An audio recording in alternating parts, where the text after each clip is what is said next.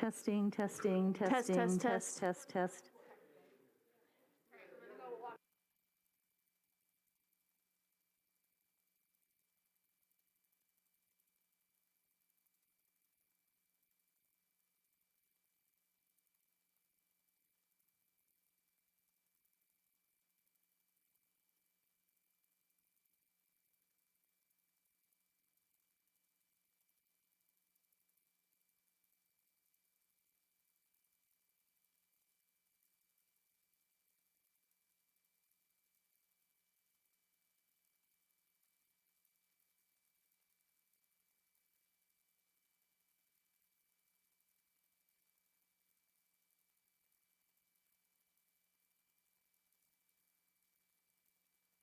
Testing, testing, testing, testing, testing.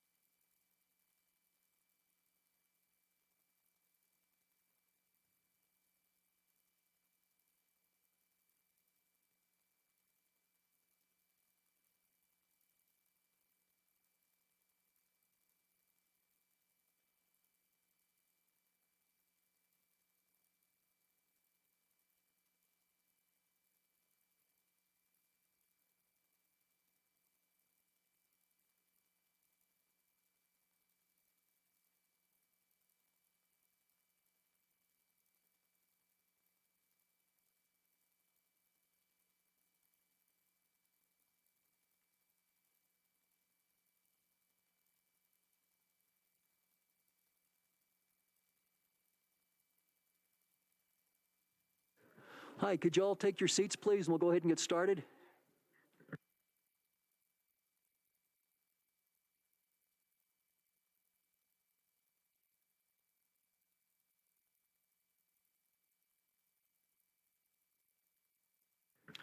Okay, thank you. I'd like to call this meeting to order tonight. We're going to start off with a special session of the Manitou Springs City Council. It's for February the 8th, 2022.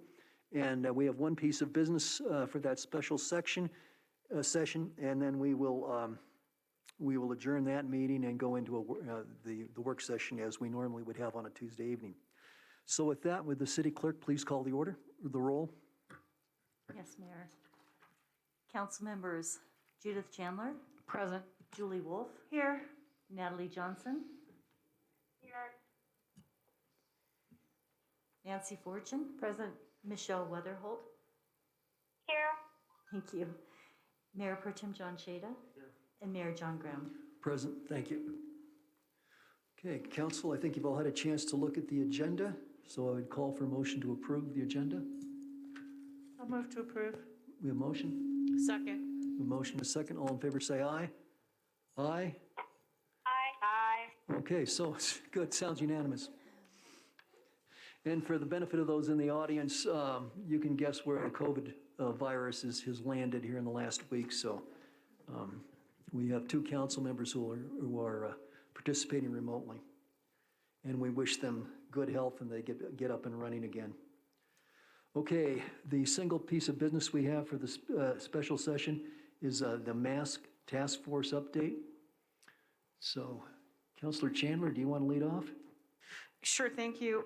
So I don't think we need to pull those slides up if we have them. But on August 17th, City Council voted to initiate the mask mandate again. At that time, the El Paso County Health Department had an incident rate of 170 per 100,000 of the population and a percentage incident rate of 7.25%. I checked today the statistics. We are seeing an exponential drop from the Omicron peak. We are currently at 395 per 100,000, and the incident rate has dropped to 13.65. Please note that the incident rate at the peak of Omicron was over 1,000. So we are going in the right direction in rapid fashion. There are statistical models that predict that we will be at or near the incident statistics when we initiated the mask mandate by the 3rd week of February, around the 20th. Are there any questions? Council, any questions for Councilor Chandler? I guess not. Would the superintendent of the schools like to present?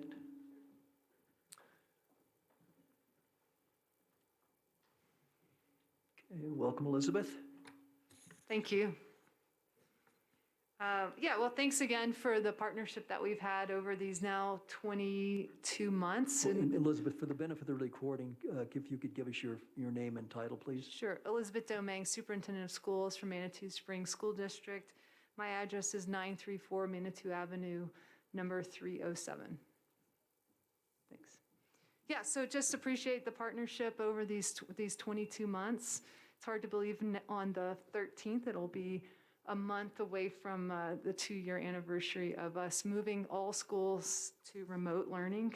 And so just appreciate Judith and Natalie, and then also Nurse Jackie. She agrees that it's time for us as a school district to make this recommendation as well in terms of the mask requirements in our schools to be highly recommended and encouraged. I do want to share that we received enough Binex test or at-home test that we're going to be able to provide each staff member with 2 of those. And as we can, we'll continue to do more as we receive more shipments. I can tell you the first 3-4 weeks of this semester were pretty challenging with the incident rate being over 1,000 per 100,000 cases. However, just kudos to our staff and students and the tremendous efforts they have made to remain in person learning, which we've done remarkably well. At the same point, we know attendance has been impacted significantly. So that's kind of our updates for us on the school district side. If there's any questions, happy to answer those. Thank you. Council, any questions for Elizabeth? Nancy? Just, and I know that you've addressed this before, but what is the immunization rate amongst the students and staff? Can you address that at all? I can't specifically address that because it's changed so much over time. And, you know, I would say back in the spring, we knew it was over 80%, but right now it's just changed based on a booster or where folks are in their immunization spots right now. So we really have not tracked it at the student level after we knew the next vaccination became available for 12 and under.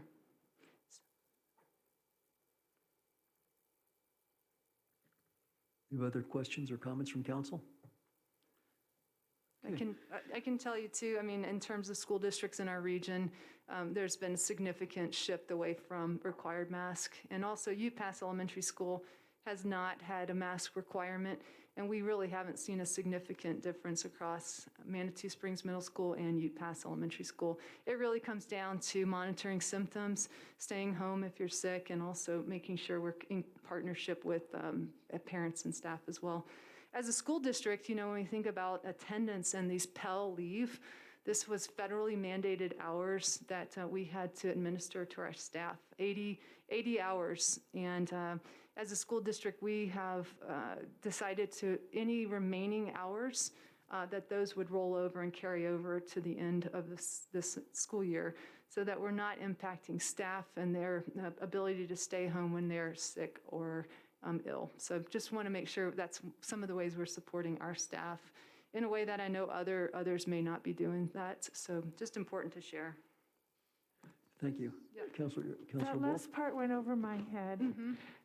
Are you saying you're following the federal law about the 80 hours, or are you Yes. saying you're doing something extra? In addition to that, yes. What are you just- doing that's extra? That's the part I missed. Yeah, so for example, if I've used 80 hours, then there may not be any to carry over. But if there are some, then we can carry it over. And there are some districts that are doing that as well, because you don't want staff to really be impacted by, there's different unique situations. For example, maybe a parent had to stay home with their children. They were positive and then the parent became positive. And so that's something that we're looking at. So the federal law is that you get 80 hours per 12-month period, or is it per calendar year? It was for, I believe, I can't be specific on the exact details of that. Our HR director would have Because to. I thought the law is that you can always carry, you're allowed to get 80 per year. It was Are expired. you offering more? No, not anymore. It just was, I believe it expired in February, the middle of February, or it's about to expire. So that's just how we want to make sure our staff are being able to maintain in-person working and those things. But the specifics, I can get you the details of that date. So the 80-hour-a-year law expired in February? It will expire sometime this month or the end of January. So I don't know the specifics, but I can get that to you. It's some of the. Thank you. Yeah, I was curious because the city employees obviously have to have the same benefits, and I wasn't aware that they were expiring. They expired, like I said, I can get the exact dates so that you have that, but Do you know, Denise? I don't have the exact dates, but we're doing the same thing. We're giving everybody 80 hours again this year to help with COVID, to make sure. So the rule, I think, is now you only have to do 40, but we've gone ahead as a city and done the 80 this year. But I can have Kelly send a memo if you want to. But yeah, we're doing exactly what the school district is doing also, because we want people to stay home. So the 40 will be paid by the city money, not by the feds? Yeah, I'll have to get those details, and I can do it. I can have Kelly write you guys a memo. She's done all the research on it and done it, or if you want it but we can get that to you. and for us, I mean, we haven't had a significant number of staff who have exceeded their hours, but it has been beneficial, and I think it's something that This is unusual circumstances, and we know that our staff are doing remarkable things. So thanks for that. Okay, thank you. Counselor Chandler? Dr. Domain, will you consider continue to host vaccination clinics up at the school We as you will. have been doing? We will, in partnership with Alex as well, and we definitely have seen it kind of wane in that sense, but we'll definitely continue to do that. Okay, thank you. Thank you. Any additional questions from council? Just a comment for those of you in the audience, just to know that District 11 schools ended their indoor mask mandate on December 13th of last year. They're still strongly encouraging mask wearing, but it is no longer required. Yeah, the same for 20 and the same for also District 12 removed theirs a week ago. So I would agree that those are happening. So thanks. If there's any recommendation to a date, if I could, next Monday would allow us time to communicate anything now, prepare for any messaging, and kind of have a weekend to prepare. I just would like to throw out that date. I don't know if that's similar or not aligned to your thinking, but it would give us a few days within the school week to communicate that. Okay, thank you. All right. Thank you all very much. Surely, thank you.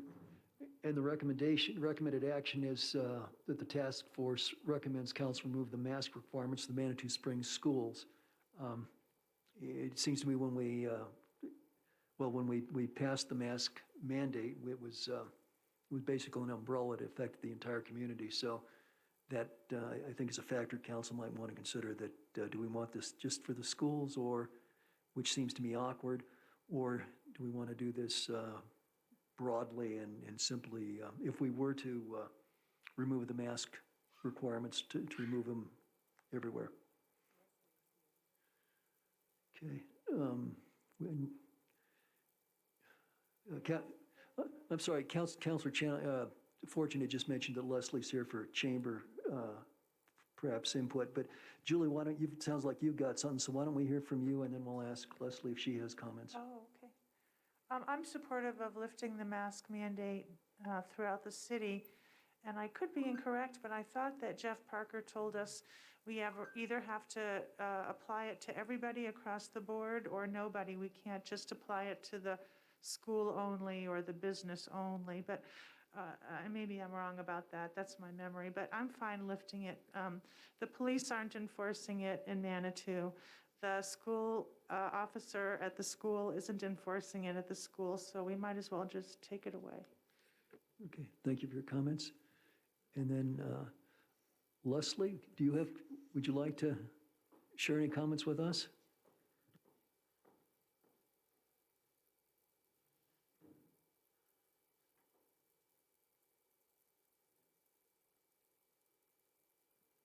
Leslie Lewis, Manitou Springs Chamber of Commerce, Visitors Bureau, and Office of Economic Development. And certainly talking to the businesses both the end of December and again this week, while there are a couple that still prefer to have a mandate in place, the majority, 86% of the respondents this time, 71% in the end of December, were in favor of seeing the mandate lifted. I do have a couple of businesses here tonight as well that I believe would like to speak to council, but we would certainly love to see it. I know that the superintendent is saying on Monday. I would love to see it now for the business community. Okay, thank you. And who do we have in the audience who would want to speak to this? Okay, let's go ahead. Okay. And sir, if you'll give us your name and address, please. Sure will. My name is Martin Lays. I'm general manager at the Cliff House. My address is 2443 Sunnywood Avenue in Woodland Park. I just wanted to make an appearance here tonight and let you know how we've been handling the mask mandate at the Cliff House. We actually had already a corporate requirement that we would comply with mask mandates where possible. We want to be able to do that without jeopardizing our relationship with our guests.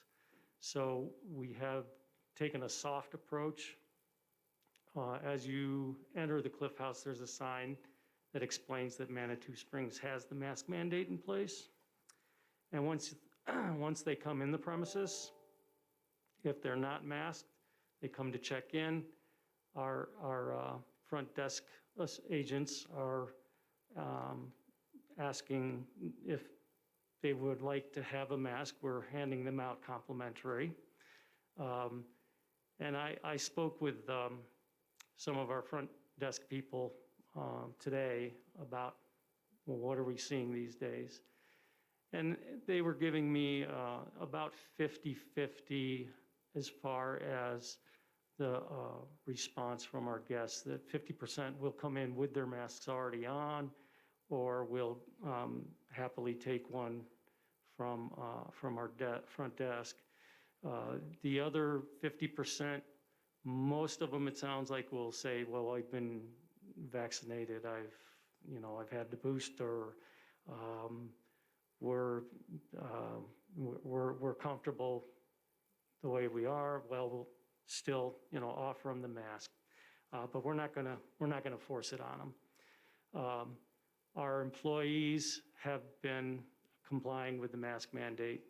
We've been having anyone who's in the public arena in the hotel, they are required by our company, to wear their masks. And truthfully, the mask mandate that the city has right now hasn't affected us much differently from what rules we had already set. So, in fact, even if the mandate is lifted, I'm in no hurry to change what we're presently doing at this time. Good, thank you, sir. Sure. Great. Do we have anyone else? Okay, and again, if you could give us your name, address, and if you keep your remarks to 3 minutes or so, or less, that'd be great. I'll Thanks. just be brief. Elise, If you could put your mask up, please, over your nose, too. Thanks. Elise President, and I'm the owner of the Pikes Peak Inn. I would love to, for the city to lift the mandate. I don't think it really is necessary. I think people have their own brains, and I think they could make their own choices and make their own decisions, I should say. So I personally, I think it would be a blessing if they did go away, if we kind of had our own choice. And the customers also, I think, because I probably during this, I think it was in August or September, and I think I told Leslie, I had a couple of customers actually that I lost because they said, well, hey, we could go down the street, we could go to Colorado Springs, we don't need anything, and we're fine, So I'd rather give business to somebody that it should be a personal choice, I think, personally. This is what I see through. And that's what I don't want to mandate, I don't want to, and I had to refund the money to the lady anyways, because she said, I'm not going to give business to a city that's going to tell us what we should, what we should be doing. We're spending money here. We should be capable of making our own decisions. We're not stupid. We're not little kids. Nobody wants anybody to be sick, and I don't think anybody will be purposely doing anything. So if you're sick, okay, stay home. Don't go nowhere. And if you think you're going to get sick, put a mask on. And if it makes you safer, that's fine. To me personally, I think it should have been lifted probably months ago, but that's okay. There's a lot of cities that are, and there's studies done that it really doesn't do a whole bunch of, those masks are kind of, personally, I just don't think it even looks good. It just seems like people are afraid of each other. So for me, it really is a turn off, and I really don't like to see it to keep on going, because a lot of the places you go to, like I said, you go down to Colorado Springs, you go like a free person, and you could do whatever you want. So this is just how I feel. Thank you. All right, thank you. Huh? Do you have anyone else? Okay.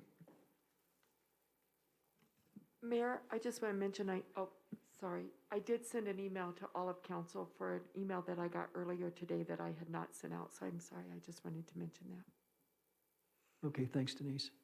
Hello, my name is Amanda Schatz, and I am one of the Commonweal Artists Co-op members.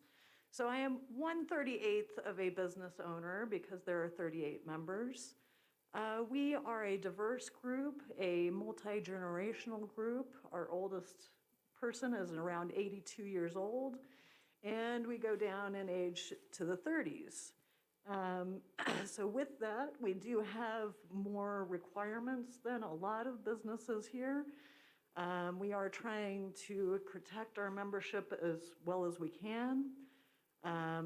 We have instituted sanitizing stations, and we've also increased our ventilation. But first I would like to commend you all for having the mask mandate, and especially because we do have so much out-of-state tourism. It has been very important to the Commonweal, and having the mask mandate in a retail setting is very helpful for all of the sales associates, because you can say, hey, I'd like to give you a free mask. And if they balk, then you can say, well, it is a town mandate, so you will be required to wear a mask in the other stores. So having that mandate does bolster the ability to try to get people to be a little bit safer in stores. And, Manitou retail outlets are mainly very small and, not as easy to social distance as like a large store. So I personally am very, very thankful for the mask mandate. I personally love to see it go to the summer. You just never know what the next variant is gonna be. You don't know when it's gonna pop up, how virulent it's going to be. It's just such a unpredictable pandemic, a worldwide crazy thing that we're going through. And during the colder months, it is harder to get the required ventilation in these smaller stores to keep folks a little bit safer. I do understand the want to be free, and we all have to be free, but any measure of a good society is to protect the least and the immunocompromised amongst our society. This town is going to be celebrating its 150th anniversary this year. It was founded as a health retreat for tuberculosis. Could you sum up, please? Yes. Okay. And so I really appreciate what you've done, and I personally would like to see the mask mandate stay in place. Thank you. Okay, thank you. Mayor, Yes, so Councilor Weatherholt had mentioned right before the public comment that she would like to speak when she gets a chance. So I'm okay. just letting you know that. Let's see if we have any other public comments, and then we'll see here what Michelle has. Do we have anybody else who wants to talk to this? Okay, apparently not. And we do have Councilor Michelle wants to make remarks. So, Michelle, you have the floor. Hi, it's Michelle Weatherholt. I just wanted to say I am for the lift on the mask mandate. We do understand all the things as far as the physical things that can happen when people do get COVID and Omicron. But do we really know the long-term effects emotionally? So as adults, we can handle our emotions and, go through isolation alone. But as far as children, what does that mean for them? So, I just wanted to put those 2 cents in. Also, we have to think about those that are hard of hearing, who lip read, who cannot do that if a mask is on somebody's face. And then the other thing, it's really hard for people you don't see their emotions when you don't see their mouth. So I'm for the mask mandate to be lifted. Thank you. Thank you, Michelle. Council comments or motion? Yes, Judith? I just want to say that I did really applaud council for making this decision. We really did this for the health, safety, and welfare for the community and the school district. Having said that, enforcement has not happened. I mean, we really haven't been able to enforce it. And I applaud the businesses so much for those businesses who have had the mask mandate in effect and have made masks available. I really appreciate the comment from the manager of the Cliff House. I, at this point, feel that the people out in the world that are going to get vaccinated have gotten vaccinated. The people in the world that believe that getting boosted is a good thing have done so. The businesses that feel that it's important to have people wear masks in their establishment are doing so. And while I don't think that anything is going to change, I would like to see the mask mandate lifted on March 1st, and I'll tell you why. While the numbers are decreasing really exponentially, and I'm very happy to see that, they're still not where I feel comfortable, and I think that I would like to see, if it's the consensus of the council that the mask mandate be lifted immediately, I'm okay with that. But the whole purpose of putting it in place in the first place is to make sure that we're doing the right thing to protect you. And I think before the month is out, at the very end of the month, I think we're going to be there. And so that would be my only caveat, is I would like to see it extended till the end of the month and go into effect on March 1st. Thank you. Okay, thank you. Maybe it wouldn't hurt to go around the table here and see where we all, what our sentiments are, unless somebody wants to discuss it. So I guess, Nancy? Could we get a sense of your feelings? I just wanted to say a couple things. One is that I was just looking, I believe the enforcement was only if a business called and asked the police to come, and then the enforcement would be via trespassing, correct? So to say that the police have not enforced it is not, unless the police have not gone when they've been asked, I don't think it's true that the police have not enforced it, because we never asked them to do that.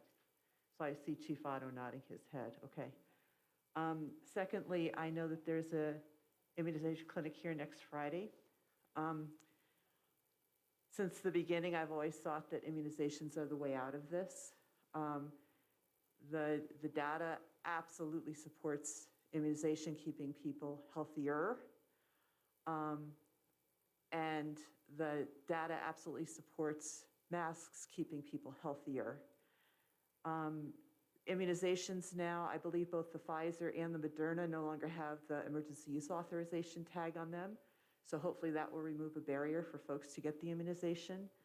All that being said, I could easily support lifting the mandate now or 1 March, either way. Thank you. Thank you. Julie? I'm fine with either way as well. Great, thank you. And Counselor Johnson, Natalie, are you out there? I am. I guess I'm comfortable waiting until March. I am also comfortable moving forward sooner, especially knowing that, 80% of people have had COVID now. So I think we're just getting to a point where I think that strongly requiring it or strongly encouraging it is enough. So that's where I am. Okay, thank you. And Michelle, you had talked about lifting the mandate. You favored that. What's your sense of timing? My sense of timing is tomorrow. Okay, thank you. Mr. Shada? Denver lifted theirs, and let's just do it.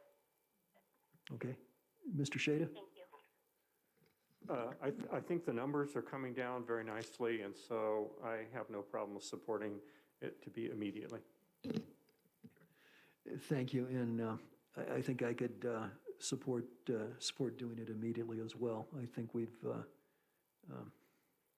I think the indications are that would be safe. I can see the argument for March 1st, but I think if we wanted to do immediately, that would be fine. So now that we've all kind of expressed our opinions, would someone like to make a motion? Councilor Wolf? I move to lift the mask mandate in the city effective immediately. Thank you. A second? Second that. Okay, we motion a second. Any further discussion? Okay, all in favor say aye. Aye. Okay, we hear, Natalie, we didn't hear your response. Aye, sorry. okay. So we have a combination of voice votes and also shows of hands. So that was passed unanimously. So the mask mandate is lifted immediately. Thank you. That was the only piece of business we had for our special session, so I would like to hear a motion to adjourn. I move we adjourn. Motion second, all in favor of adjourning, say aye. Aye. Aye. Sorry, who seconded on that? Believe it was- Nancy, okay, thank you. Oh, I'm sorry. Did we hear from both of them? I'm sorry, was that Natalie and Michelle, did you both say aye on that motion? Aye. Yes. Thank you, Michelle. Are you there, Thank Natalie? you. Yes, sorry, aye. Thank you. Okay, all right, great, thanks. Okay, so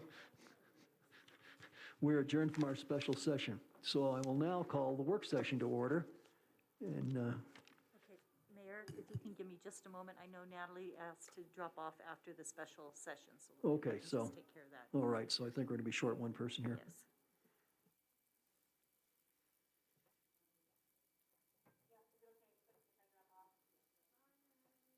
Feel better. Yeah, I hope you get to feeling better.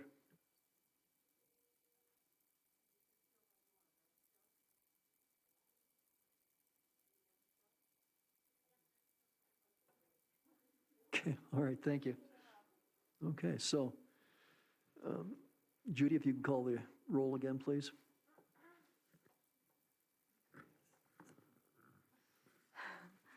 Council members Judith Chandler, Present. Julie Wolf, Present. Nancy Fortune, Present. Michelle Weatherholt. Present. Natalie Johnson has left the meeting, as we know. Mayor Pro Tem John Shada. And Mayor John Graham. Present, thank you. Okay. And just to be clear, I'm calling this work session to order, again, February the 8th. And our first item of business tonight is a discussion of the evacuation plan. This will be presented by Fire Chief John Forsett. Chief, good evening, good to see you. Good evening. Hope everybody's well. Council. So the discussion this evening is a follow-up from an email that we had on December 2nd. I think that was initiated by Councilor Chandler. And what I wanted to do was, with some urging, of course, provide more information about evacuations, how we do those evacuations in the city of Manitou Springs, and even regionally. And I also wanted you to know that the fire department doesn't do this in a vacuum by any means at all. So before I get going, I wanted to introduce some folks that are here with me tonight. Of course, Police Chief Bill Otto is definitely a big player in anything that we do. Alex Treffry is a big player in what we do. I have the director of the Pikes Peak Regional Office of Emergency Management, Dijum Reed, sitting back in the corner. And I'm gonna, if you guys want to move up here to these two chairs or something, I know you don't, Jim. And also the El Paso County Communications Center Communications Manager, Megan Powell. So I was also going to bring a member from El Paso Teller 911 Authority, Ben Bills. He's out of town for training. So I do have some information that I can provide from Ben this evening as it pertains. His world is really big in the evacuation planning and configuration. So that being said, I'll get started. I know that I provided you with a lot of information just in the email, and I provided a lot of information then in the packet as well. That is nowhere all inclusive. That was just kind of some documentation to kind of wet your whistle and get you thinking along the lines of what we're going to talk about tonight. But the discussion around evacuation is very large. So some of the items we're going to discuss tonight are causes for evacuation, types of evacuations, evacuations routes, because that's a big conversation these days, routing versus evacuation zones. And each of them have their purpose. How we deal with evacuations, our guidance, where we get our guidance from, and then use of and types of emergency notifications and what all of those consist of and how they work. Meg's going to be a big player in telling us how some of that stuff works, and of course Jim is going to be very important when it comes to talking about our partners' resources and guidance as well. So first, let's talk about some of the causes for evacuations. The big ones that everybody thinks about, obviously, in our region are wildfires and flooding. We deal with that all the time, but those are the big ones. There's evacuations out there that happen all the time. They're much smaller, not as publicized, and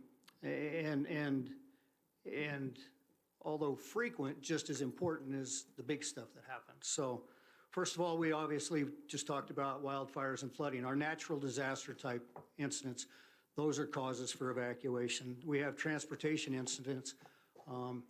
Highway 24 passes right along the edge of our border over there. So along the highway, we could have any potential for hazardous products releases or just the potential for a release.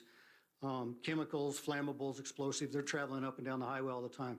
There's poisons going along the highway, going up to the mines in Cripple Creek, Victor. The possibility of industrial accidents. You don't think about Manitou having much industrial stuff, but actually we do have some significant industrial stuff, even our own ownership of industrial stuff.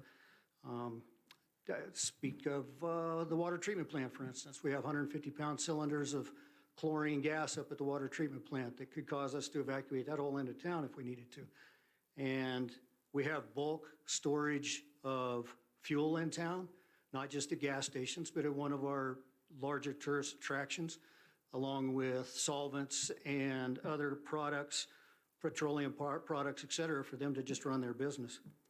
Of course, I talk about some of the smaller scale events. The police chief will be able to speak to these if needed, but talk large, we can talk about terrorist type activities, but we also want to talk about things like active shooters and just bomb threats at our schools and other public facilities. So those are our different causes for evacuation. So then I'd like to talk about the type of evacuations that each of those might possibly cause. So it's always dependent upon circumstances. So there's shelter in place, and all of us, and as first responders, use shelter in place across fire, EMS, law, et cetera. They're as simple as it could be fire or it could be law. If the PD had a shooter event, something like that, they may have folks shelter in place locally because the danger in that zone for them to come out is too much, so we don't want them to leave. But at the same time, they may want to evacuate folks farther away. So shelter in place, building evacuations. You see the fire department do that all the time. Schools do it, the law enforcement do it for bomb threats, things like that. Then we want to talk about pre-evacuation warnings, which we do. At the Incline Fire was the most recent time we did that, where we did the entire 500 and 600 block of Ruxton Avenue and Fairview, and we put them on a pre-evac notice. And we'll talk about these a little more in detail here in a minute. And then, of course, the full evacuation. And usually a full evacuation is there's an immediate life threat. Things need to happen. We need to move people right away. And we don't want them sitting around preparing anymore. It's time to go. So those are different types of evacuations. It's important, I think, to make a little, I'll pass that. Let me move on. The next thing we want to kind of talk about is when we want to do an evacuation, especially as it pertains to pre-evacuation or evacuation, a full evacuation, we need to have methods for how we do that. And some of those methods are usually defined by area when we talk about city-type stuff. They're defined by areas. And those areas can be anything from a simple street to streets by 100 blocks to maybe even cardinal descriptions, like from this street west to this street. We may even try to include Crystal Park if the sheriff's office will allow us. So everything from here, including Crystal Park, et cetera. We also then define things by zone, and our zones are defined by polygons, which we have given to El Paso Teller 911 Authority to configure a system, which I'll talk a little bit about. So we can define particular zones of the city, as well as define the entire city. It's a polygon as well. So the cool thing is all that is represented by, not all of that, but all of the zones in the entire city. That's represented by spatial data. And it's already drawn up and easy for our comm center to use. So I might let Meg speak a little bit if you'd like about that. She's certainly an expert on that for us. The neat thing about evacuation zones that I talk about is they can be used concurrently, consecutive, individually, and so each zone could be activated differently. So you may have a pre-evac in one zone and a full evacuation in another zone. So that's the neat thing about having the zones and being able to use those. An example of that may be, say for an active shooter, if the police department has something going on, could be sheltering in place of a group of folks while evacuating other groups of folks, as I alluded to earlier. So, is there anything you want to add?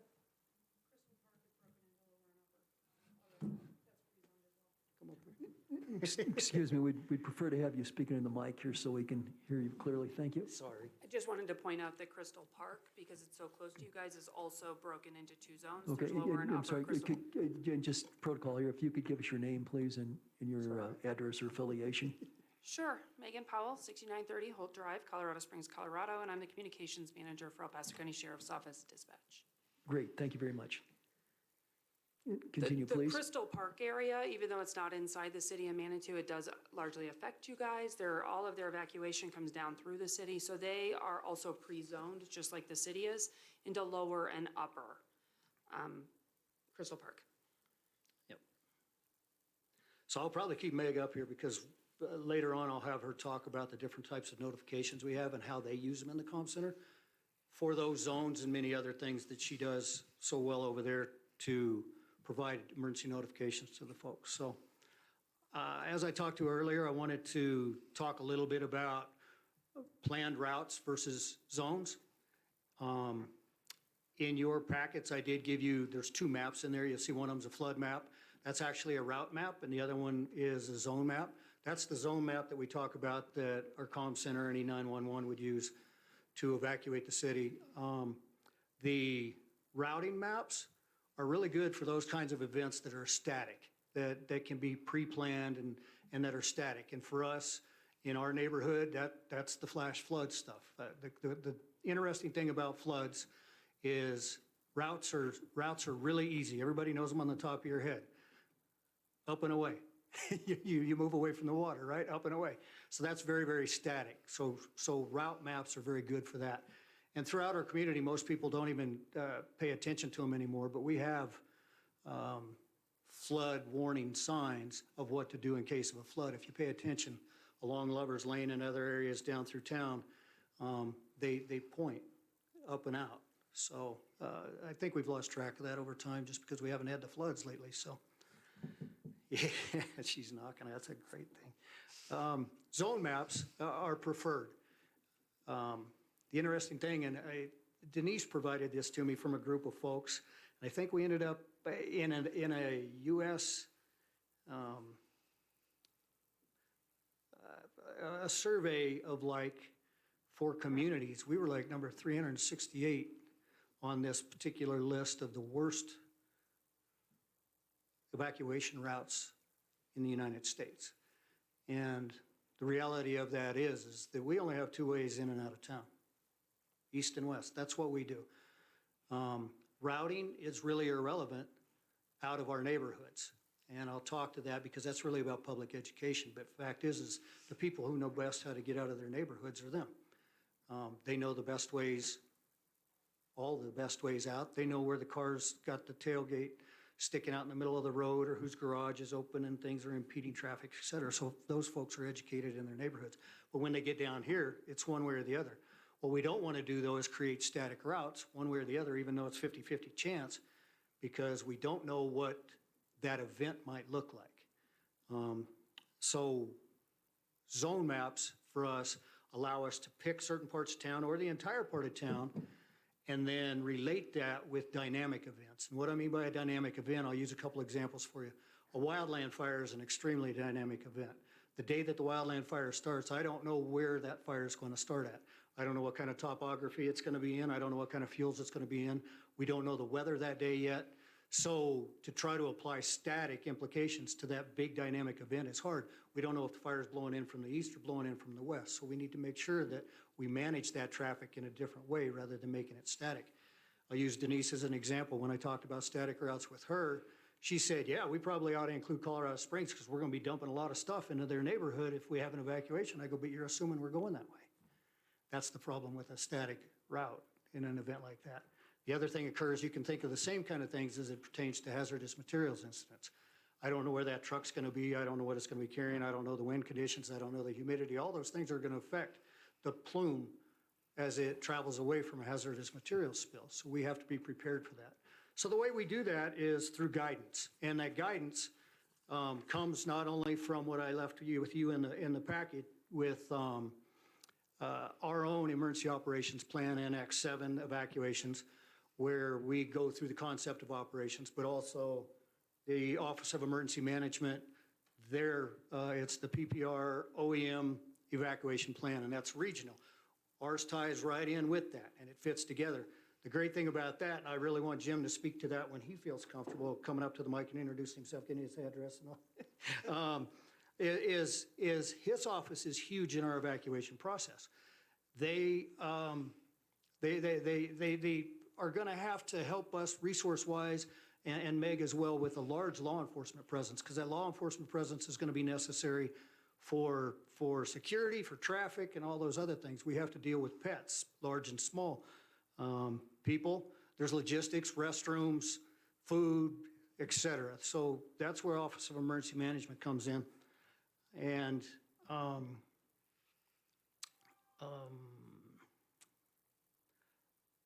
wanted to say we don't make those decisions in a vacuum. Like me, if I'm the incident commander or if Chief Otto's an incident commander, an event like that is something where we need to work together, and that's spelled out in our concept of operations.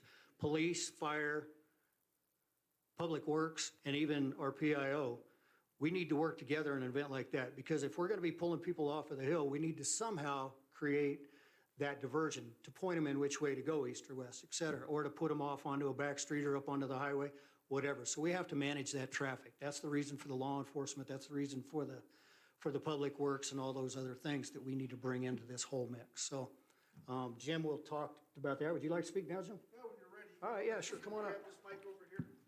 Is that good? Yeah. Turn it on so it turns green. Turn it on so it turns green. Yep. And you need to get pretty close to the mic, about 3 inches or so, 3 inches or closer.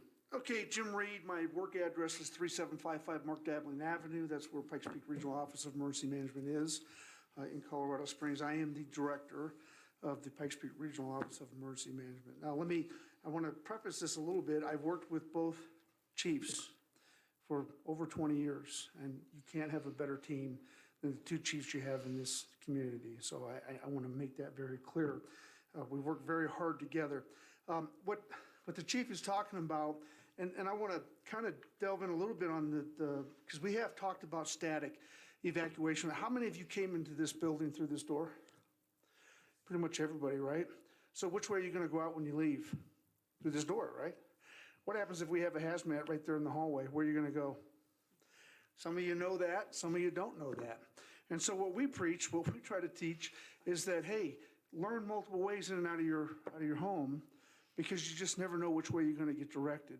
And the problem is, if you had a static route, and I know that this is how I go, human nature says, I'm told to go this way, and people will do that. They will follow that. But if that hazmat, as Chief is saying, is right there at the end of that route, you've just put yourself in a danger zone. So please understand that's why there's no static routes. And so I think it's important, to Chief's point, that you just never know where it's going to come from and what's going to happen. Now on our plan is an umbrella plan, and underneath our umbrella plan is the Chief's plan. And that's kind of how that works, and we work together. And as Chief had said, he's going to need more resources. There's a lot of folks here, and our law enforcement and our fire folks will literally put themselves in danger to knock on doors to get people out of their homes, and you need to know that. And so what we try to do is we try to get the public prepared to evacuate. When they're told to leave, it doesn't mean water the plants, try to find the dog's kennel and do other things. It means leave now. And the only way the evacuation is going to be successful is if people are prepared to leave. And that's kind of what we push and kind of what we teach, and we say it over and over and over again. And so it's really important that when the incident commander, albeit whoever it is, says you need to go, we need to stress to people that means now. Get in your car and go now. There's a lot of folks, and it'll take some time, even with contraflow, to get them out of here, either which way direction that the incident commander decides. And so that's kind of our role. Now, once the incident commander calls for an evacuation, we kick in and we start trying to find shelters, because sometimes if it's inclement weather, people need places to go. Where we're blessed in this community is, I would say, even the Waldo Canyon fire, the initial day, we might have had 110 people in the shelter. Figure we evacuated over 70,000 people. The next day we had 3. People have places to go, and that's where we're kind of blessed. But we have to get shelters up so people know where to go. We can tell you to get out right away, depending on the situation, but then we're going to try to give the chief the tools and say, okay, chief, we have these 2 shelters open, they can go here, and we want people to check in. Because what happens? You have family members that live outside too, and they call in and say, where's my mother, or where's my sister, or where's my brother? And we go, we don't know. But if you're checked into the Red Cross shelter, they can find out where you're at and know that you're okay. Does that make sense? And so I can't say enough for both chiefs. We work very well together. We've done this a few times. In fact, John, I was on the incline fire with you, if you remember that, sitting in the truck. Yeah, 2 of them, yeah. So the bottom line is, I think your evacuation plan is solid in Manitou, and we will do exercises. We did a Skyway exercise a couple years ago where we actually brought Crystal Park down, and some of you good folks down. We processed you and taught you how to go into a shelter and stuff. So please listen. It's important. When they say go, that means go. Thank you. Thanks, Jim. If you want to pipe in, please do as we continue on. Your last thought there made me think of something, and it wasn't. Oh, the drills. The biggest thing we have, and maybe things will work out much better with Alex around for PIO. Our last drill, when it included Crystal Hills, I think there was only 2 folks that signed up to even participate in the Crystal Hill event, and that was a really great drill, the design drill, because we included Crystal Park, some sheltering in place in Crystal Park, and we included Crystal Hills, and then we included Skyway. It was that area that was going to have the evacuation need because of a wildland fire. And it was really kind of fun because we mixed up the responders. The Colorado Springs folks came to Manitou to evacuate folks, and Manitou folks went to Colorado Springs to evacuate folks, and we worked opposite of each other. But as I said, unfortunately, with the opportunity, only 4 folks maybe signed up out of Crystal Hills to leave, versus, let's say, Crystal Park, where they had a large portion of their community that actually did a shelter in place at their fire station up there. So I don't know if they offered them cake and cookies or something, but they had a much better turnout. So it's tough, though, to have that kind of thing happen. But maybe with Alex on board, we can make that kind of happen a little better. And I'm going to talk even a little bit about that here in a minute. So now let's talk a little bit about the use of emergency notifications and the type of emergency notifications now that we have. So first I want to talk about Peak Alerts. Peak Alerts, it's built on a software platform called Everbridge. And I'll give you a few statistics about it, but basically it's a countrywide application. If you use their application, now that doesn't mean that you have to use their application. For residents of Manitou Springs, if you are already on Comcast Xfinity, you're signed up for it because E911 pays for that data to know your address and your phone number for your landlines. The second part of that is you can sign up for Peak Alerts, and you sign up for Peak Alerts by going to peakalert.org, I believe it is, or the E911 Authority's website, and you can find Peak Alerts on there. But you sign up for that, and you can put your cell phone on it too. So a little bit of statistics. Currently, there's 2,127 contacts in Manitou Springs that are on Peak Alerts. So if we just say there's 5,000 of us, right, we're not quite at half there. Of that 2,137, 1,137 of those are registered. They signed up for the service. There's 825 residential voice over IP or their landlines that were purchased from CenturyLink, Comcast, and 125 business voice over IP, VoIP and landlines. So that's where we're currently at now. E911 Authority is in the process of purchasing data from, what's that called, Meg? It's a I don't remember what the company is.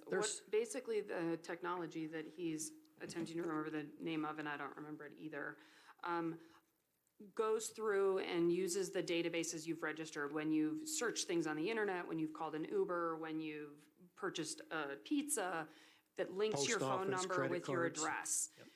And that data gathered out of your internet cookies will register you without you having to register. Keeping in mind, that's just not happenstance, though. They then cross-check all of that, too. So you might have some of that data that she's talking about, but that's cross-checked with credit card bills, with post office information, et cetera. So, but with that, then when they purchase that data, that'll bring Manitou's registered folks up to, or total folks, up to 3,269. So we're doing better. We're doing better. What we really need, though, and that's where Alex comes into this, getting out of my vacuum here, is we need more publicity. We need more publications to get folks educated about Peak Alerts.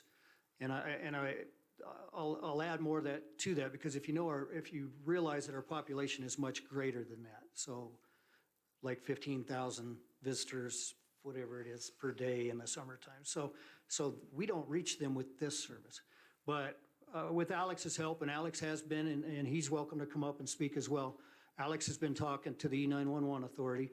They're working through some sharing of data because the authority does a lot of advertising, and I know Jim's office does a lot of advertising as well as it pertains to evacuation, things like that, and he may talk to that. But there's TV spots, there's Fox News spots, there's brochures. There is a ton of information out there, but we're just not really seeing it over here. We're not getting it over here. So I've already talked to Alex. They're connected. They're going to be working together and trying to make some of that education take place, specifically for Peak Alerts. The next one, and this is really, it's all part of this whole zone thing and the alerting system and part of Everbridge as well. But I talk about Integrated Public Alert and Warning System, IPAWS, which then allows us to use wireless emergency alerts. Should I just let you talk to this? Would you like to? I don't even I know have a what's whole on here. paragraph, but you can speak to it because you're very proud. I'll get the gist of it and you can tell us how it works.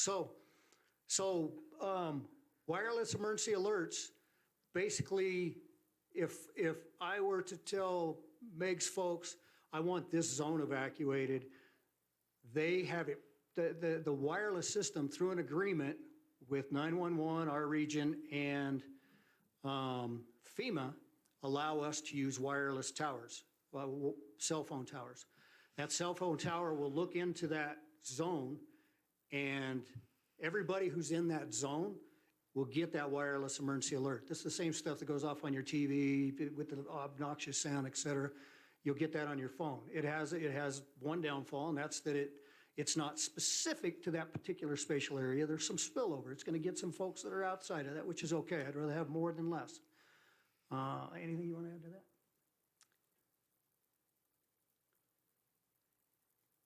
Yeah. The wireless emergency alert system from the feds has limitations in that there are things we are not allowed to use it for.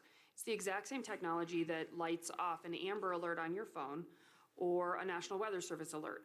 But because those two things are already done through state or federal partnerships, we can't use that to send a weather notification. We can't use the WIA system to send a boil water order. We can't use the WIA system to alert for a missing person. So there are things we cannot use it for. Wildfires, hazmat, we can use it for those, but we can't set it to do it automatically. It requires the incident commander, whether it's the chief or the other chief or a sheriff's deputy who's first on scene in your city, to declare that that's necessary. Because it requires a code be entered into the system that only someone who's completed the FEMA coursework is allowed to be in possession of. So it is a little bit more limited. Our communication center has 9 personnel with that code. Ben Bills is always a fallback. And the city of Colorado Springs has about 9 people in possession of that code. And we can cover each other if one of us isn't available. It is possible for us to enter it on our cell phone. So say I'm in Ohio visiting my parents and my dispatch center doesn't have a supervisor working because someone called in sick and they need to send a WIA, I can take over that from my phone and put the code in. So it isn't limited to who's sitting in the dispatch center. But there is some spillover. It's gotten a little tighter over the last few years, but as an example, when we sent the WIA for the mile marker 117 fire, because we have used the technology, that spilled over to Santa Fe and Fountain. So we stopped it at PPIR, but it went that far north. There's a couple other things that you should know about WIA, and they're things that have to be chosen by the incident commander. You can set a WIA to be a one-time alert, or you can set it to be an action zone, which is what we did with mile marker 117, which means when a visitor enters your community from the city of Colorado Springs after you've sent the alert out, but during the period you think is still at risk, their phone will light off an hour, 2 hours after you sent the original one out, because now they're here. That's a really cool thing about WIA. But there just are some limitations and some spillover. We have not had a reason to use it for a lot of things in El Paso County. Again, knock on wood. We used it for mile marker 117. We used it for the fire off of Loy Creek, where El Paso County, Teller County come together with Woodland Park a couple years ago because it was the middle of summer and there were a fair number of people up there hiking and fishing without anything other than their cell phones. So there wasn't anybody with a home registered there, and we weren't gonna alert anyone if we didn't use WIA to tell them to come down the mountain, do not go into Woodland Park. So that's the other thing we have to do is when we send these alerts, we give them the evacuation route at the time of the alert, because we don't wanna panic the public and not tell them what to do, which is the other reason we don't pre-build a whole lot of stuff. We have a form that the dispatchers fill out so they don't have to think real hard, so it goes faster, but it tells them like direction of exit, what area is evacuated, just real clear, quick questions. We are currently using a slightly different form than the city of Colorado Springs, but we as a region are working on unifying those two into exactly the same. So it won't matter if a resident of the city is in Manitou or vice versa, they'll get exactly the same language and pattern of data. And I want to reiterate what I started to bring up earlier, and she's alluded to as far as it being pertinent to the wireless folks.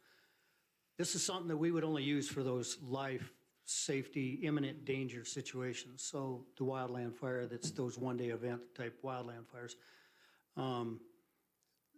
this is the system, this particular notification method is the method that we're going to capture the tourists, the visitors to our town with, because it's going to get their cell phones where they're not signed up for peak alerts. So that's why this is an important piece to this whole puzzle. Do you have anything else? I do. There's one more way for visitors to Manitou Springs to get those alerts. Sorry. Nope, that's good. There is one more way. Because Everbridge is a very frequently used nationwide alerting system, there really are only 3 big ones in the nation: Code Red, Everbridge, and Geocast, which we used to use and abandoned because it's terrible. And Code Red. Code Red went away because it's cumbersome. Those 3 are the big ones in the nation. The Everbridge app, which anyone can install on their cell phone, there's 2 apps, one to control it like we put, and one that is for a citizen. And you can install it on your phone, and when you drive into an area with an alert, even if you're in Illinois, it's gonna tell you there's an alert because it activates you coming into that area. So it would behoove you, since you are a local and you are probably in El Paso and Teller County frequently, to put that app on your phone, because then you'll get the alert if you're in Calhoun and an active shooter's happening, or you're in Teller County and a mudslide's happening. That's the other way. And that's the countrywide aspect of Everbridge that I spoke of earlier. The app makes that possible. Anything else? Jim? I do, if you don't mind. A couple things. One of the things we try to teach is situational awareness. Jim, can you get closer to the microphone, please? One of the things we try to teach is situational awareness. You need to know what's going on around you at all times. And so when you get the peak alerts sign up, you can choose what type of alert you want. And of course, I have all of them on the phone because I have the whole region. But the bottom line is situational awareness is absolutely a necessity. And, there's no reason why you shouldn't have it. With all the technology that we have today, you should have a very good idea of what's going on around you at all times. Great, thank you. Okay. So next in that line of notification methods, don't forget we have our siren system in town, our emergency public warning sirens. They can be controlled by browser, they can be controlled by cell phone, they can be controlled by a manual control panel over in the fire station, and they individually can be controlled on site with each one of those. They have currently 4 different notification methods or announcements. Obviously, one of them is a test. There's the flash flood warning, there's a fire warning, and a tornado warning on those. I'm working with 911 at the moment, just in discussions to see if this can work, because I know I can hook it up like with the National Weather Service. Our sirens can be automatically activated if there was a flash flood warning. It's a bad idea for our area because we get flash flood warnings all the time, and I don't want the sirens going off all the time. But in the event that we were to send an Everbridge alert for an area or the town, it would be nice if that was automated so we didn't have to do it, any of us. The folks that can do it are myself, the chiefs at the fire department. I'm not sure what folks do I have over in the PD with the possibility to do it by phone right now, but only certain individuals have that capability on their cell phones right now. Next, I bring Alex Treffy into our world and mention that he's part of that process of evacuation, so or even our own PIO from the fire department or the police department, whatever that happens to be, to get a hold of local media and to start pushing out not just media alerts on the news, but also social media through our websites and things like that. We've talked about Civic Plus, but I don't think that's really the place to do it as much as it is in Everbridge. That's what we should be relying on for those emergency communications. And let's see. The biggest thing, and we just spoke about it earlier, is, again, I put this off on Alex. All these things need a little bit of publicity to get out and reach out to folks and educate them on these notification methods and how they can do it. All of these things, I just wanted you to know, it just happened to be circumstantial or coincidental, I guess, that I have a training with all of my folks, my officers at the fire department on March 31st to talk about exactly what we're talking about tonight and brief them and bring them up to speed.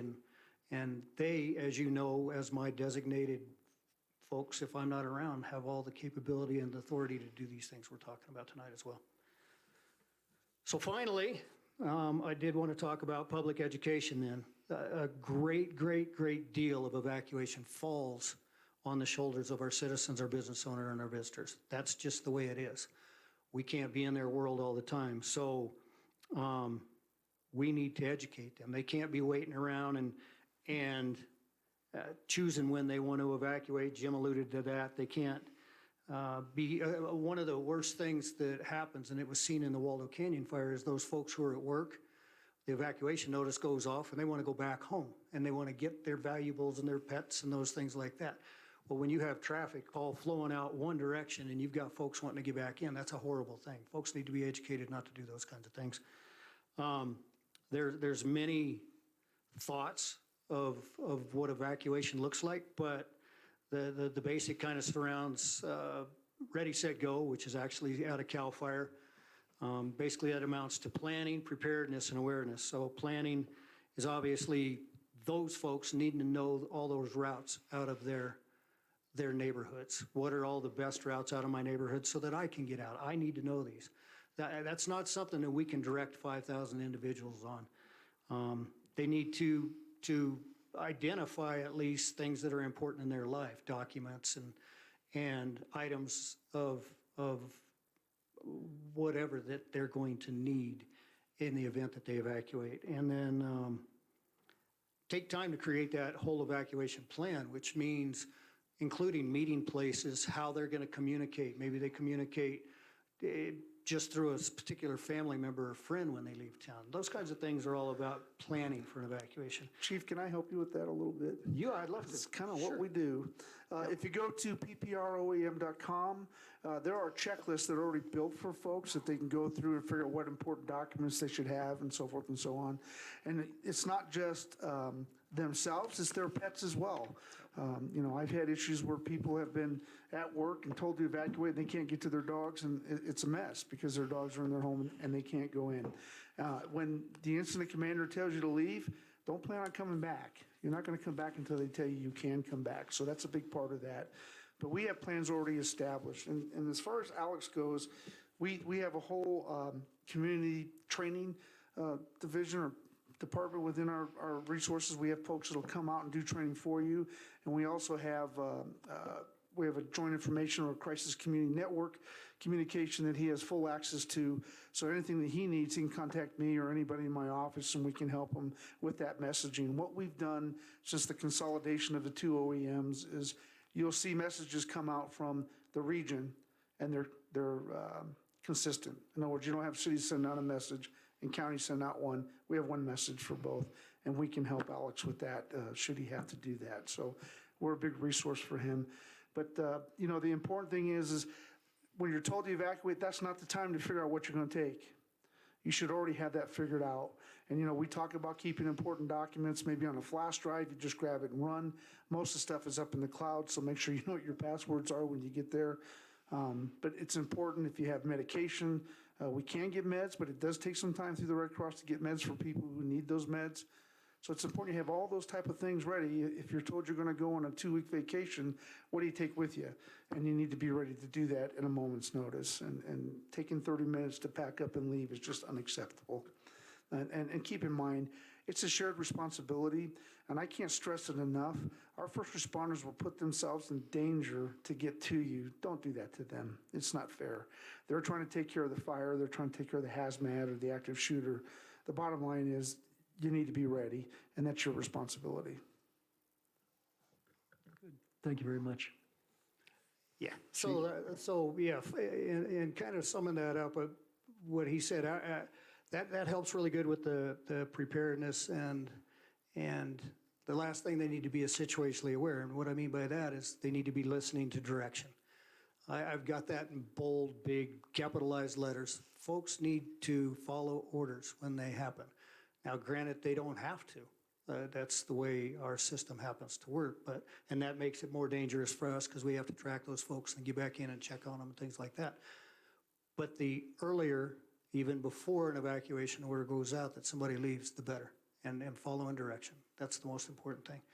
And I will say that I've already talked to Alex, and I've put a whole lot on his back whenever it comes to this. So I do want to give him and both Chief Otto an opportunity to add to the conversation if they have something to add.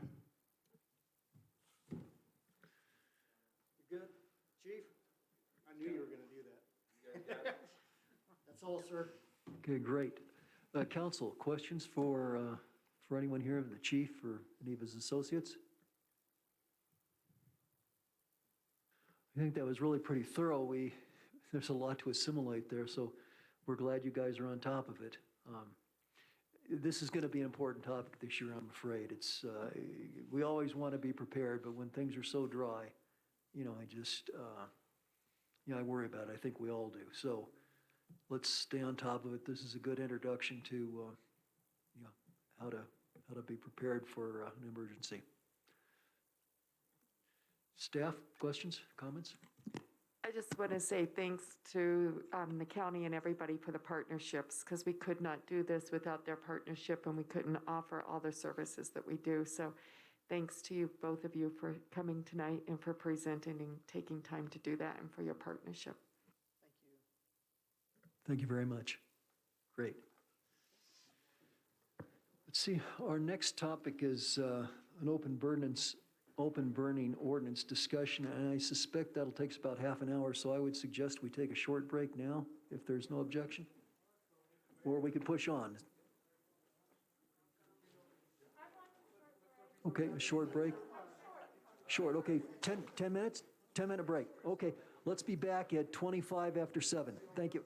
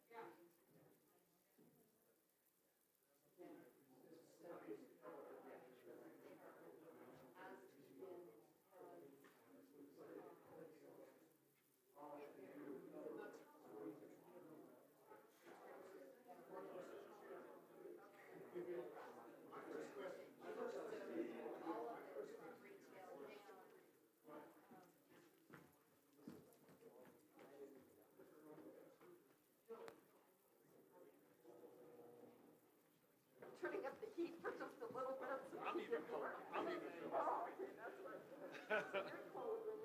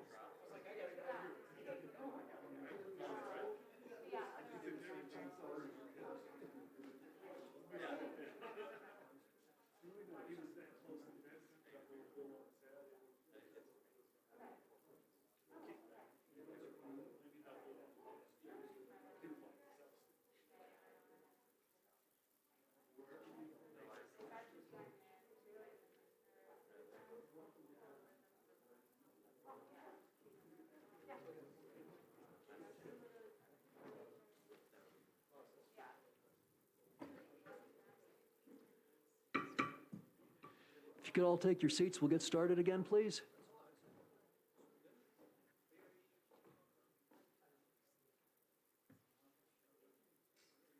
Well, Michelle, can you hear? She, I'm here. okay, great, thank you. Sorry, we just had a break. We're reconvening here. Michelle, thank you. Okay, thank you all. So our next item is a discussion of an open burning ordinance. And again, we have Chief Forsett to lead off. Mr. Mayor, Council, I'm actually going to turn this over and introduce you to Lieutenant Brad Doris. I don't know how much you know of our current situation over at the fire department. Our current fire inspector, Lieutenant Larry Mitchell, is retiring at the end of May. And we have had in succession planning now for a couple of years, Brad to replace him. Brad has traveled to and fro to faraway lands to attend fire inspector certification courses so that he could step into this role. And we currently have Brad working with Larry as partners on shift so that Brad can learn the networking that Larry has and be mentored by Larry. And Larry was going to be here tonight. I had asked when this came up, obviously this is a reaction of some part to the Marshall Fire and to try to make our neighborhoods safer. So when this was brought up as an item we should discuss as an ordinance, I put that off on Brad and Larry to discuss since this is certainly in their wheelhouse. So with that, I think they've done a fantastic job. I think they've provided you with a really good product and some thought-provoking ideas as to how to move forward with recreational fires. I do want to say that we didn't stop with recreational fires, although that's what's in your packet. We're looking, we operate under the International Fire Code, and we follow those codes as you, the council, had approved. And we are looking to just be a little bit more proactive as it pertains to fire danger with things like welding, those welding permits, things that produce slag, grinding, blasting, construction blasting, those kinds of things. We want to try to be a little bit more proactive in those areas because there's even folks out there who do that privately out of their homes and in their driveways and things like that. So if we can, that's what we'd like to do. The thing that you'll notice that Brad will talk about tonight is this really engages a process where we start to pull in those red flag warnings that fire restriction, fire bans, and just putting a sign to high and low in a day doesn't account for. So with that, Lieutenant Doris. Good evening. As Chief said, we were tasked with developing this guideline, and our position on it, we used it as an opportunity for education, to get out in the community to better educate our citizens on what is appropriate when it relates to open burning, fire pits, chimneys, those kind of things. We're not looking at this to be a punitive thing by any means. It's strictly an education piece. What it does for us is it gives us the ability to get out in the community, talk one-on-one with our citizens, and really explain the system and how things work and what's appropriate, what's not appropriate. As Chief said, one of the things that we haven't addressed in the past are red flag days. You'll see that on the news, the weather in the morning, they'll say today's a red flag day, be careful with outdoor burning. We haven't had anything in place that says on those days we're not going to allow burning, grinding, welding, blasting, those kind of things. Because there can be days where we have no fire restrictions in place, and yet it's a red flag day due to winds, humidity, temperatures, things like that. So this gives us the ability to say on those days, we're just not going to burn. We're not going to allow any open burning. The other thing it does for us is it gives us the ability to get some situational awareness on what's going on in our community. We can get out and look at things, get hands-on with people, and educate and show them what's appropriate, how the best way to create a safe zone for these fire pits. What's appropriate, what's not appropriate. What we run into more often than not is you'll have one address that will have a fire in the evening, and their neighbor is concerned about it, and their neighbor will call us. And we'll go out and look at it and say, X, Y, and Z are in place, we're okay with it, or, you know, you can't do this because it's too close to the house, you're burning under trees, you're next to your fence, those kind of things. So what that will give us is this is a voluntary program. If the citizens would like to call us and say, hey, we'd like to have you come out, evaluate our fire pit that we currently have, check those, make sure we've got all the boxes checked. If they do that, we'll issue a permit right there on the spot. That permit will be good for a period of 1 year. There's no cost associated with that. There's no cost associated for us to go out and do the permit. We'll give them that. That'll give them the ability to, when the neighbor calls and says, hey, Joe's got a fire going and shouldn't, it'll twofold. If we go out and they can present us with the permit, we can say, you know, they've taken the steps necessary, everything is in place. Also, we can look at that permit and go, well, this wasn't the way it was when we approved it. So, you know, you need to make these changes. So it gives us that ability. We're not in the enforcement business. We don't have any enforcement authority. We can't go out and say, you know, you absolutely can't do this. We can certainly go out and say this isn't right.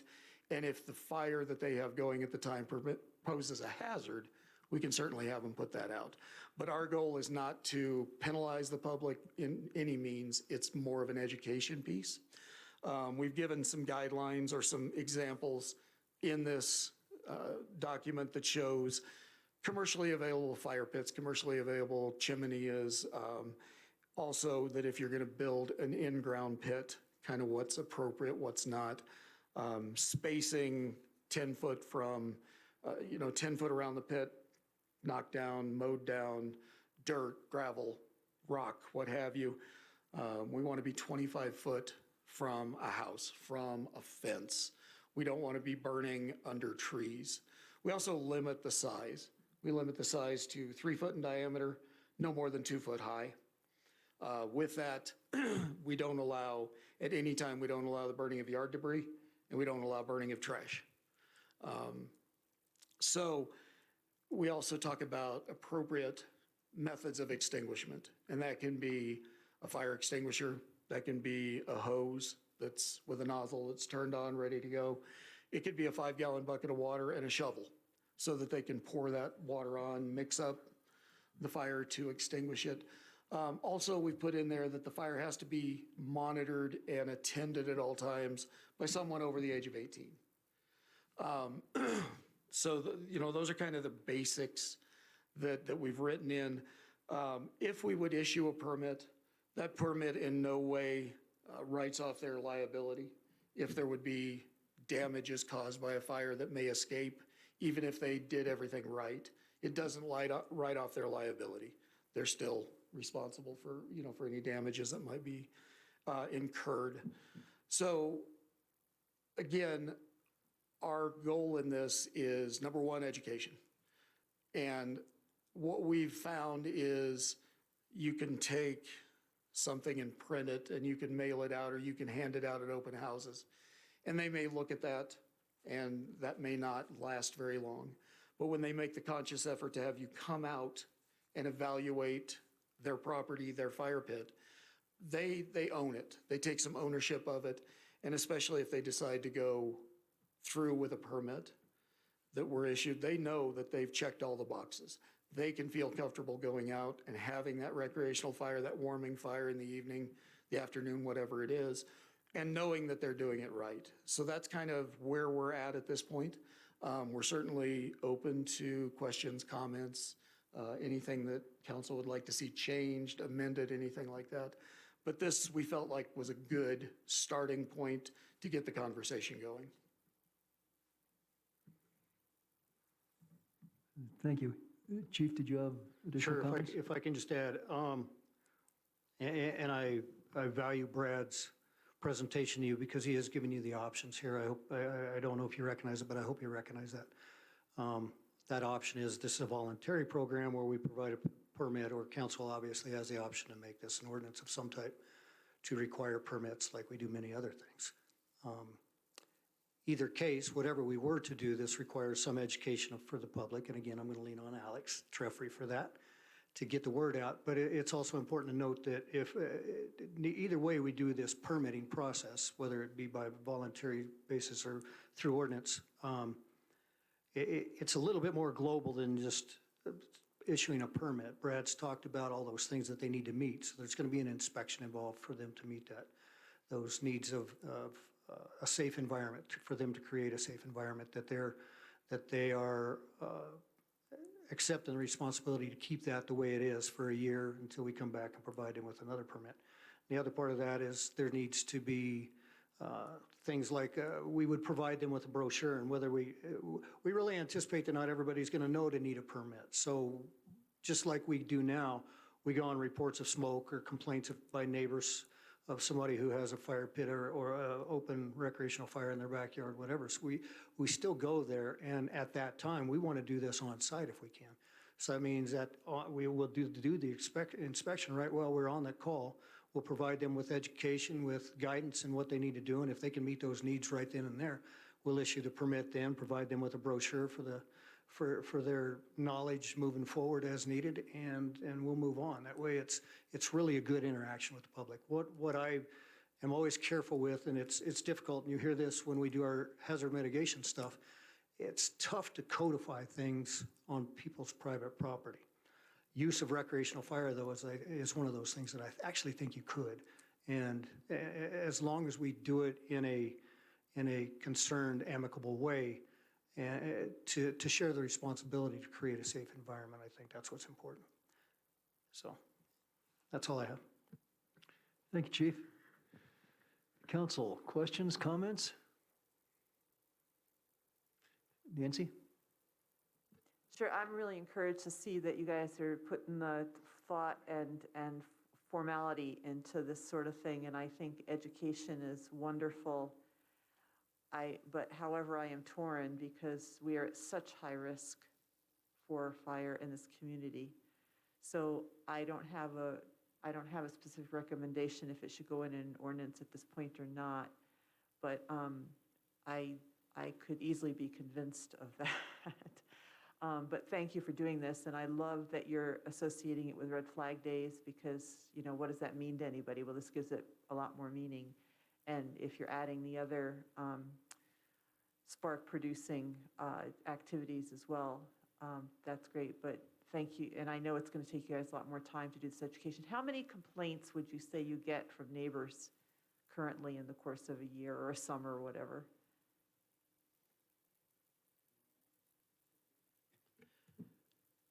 I can only speak for my shift. I would say typically in the summer we'll get maybe 5 to 6 complaints, and the vast majority of the time it's we'll go out and we'll find that they're in compliance.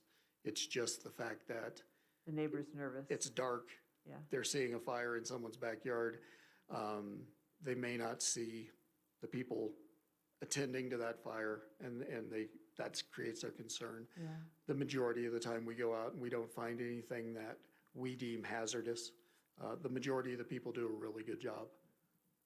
Well, that's good to hear. Thank you. Yes, you're welcome. Other counselors?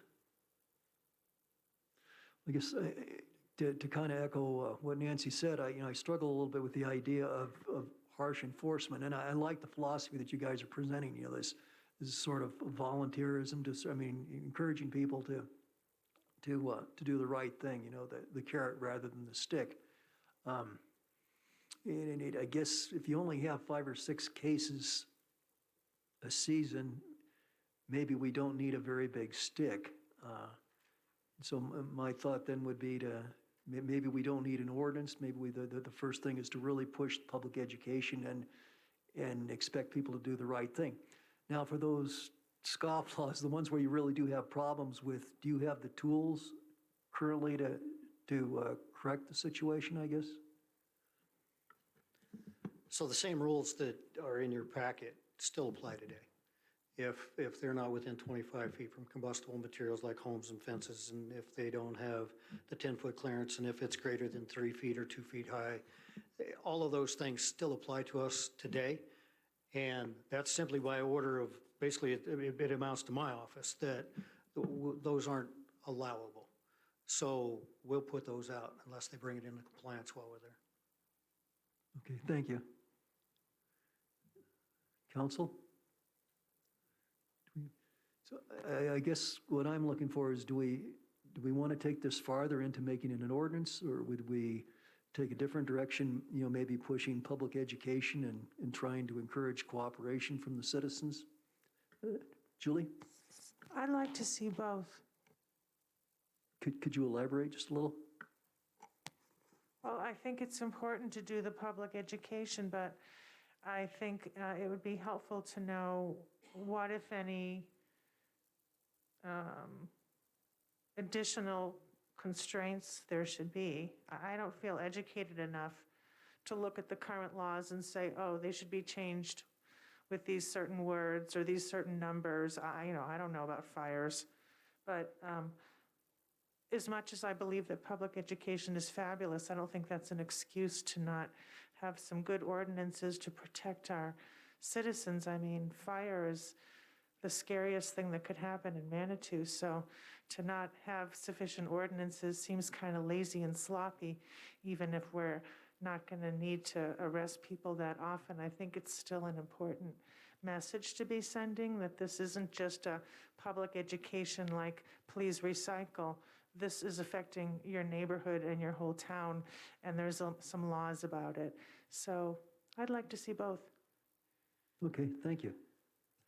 I'd like to go around the table and just see where other counselors are with this.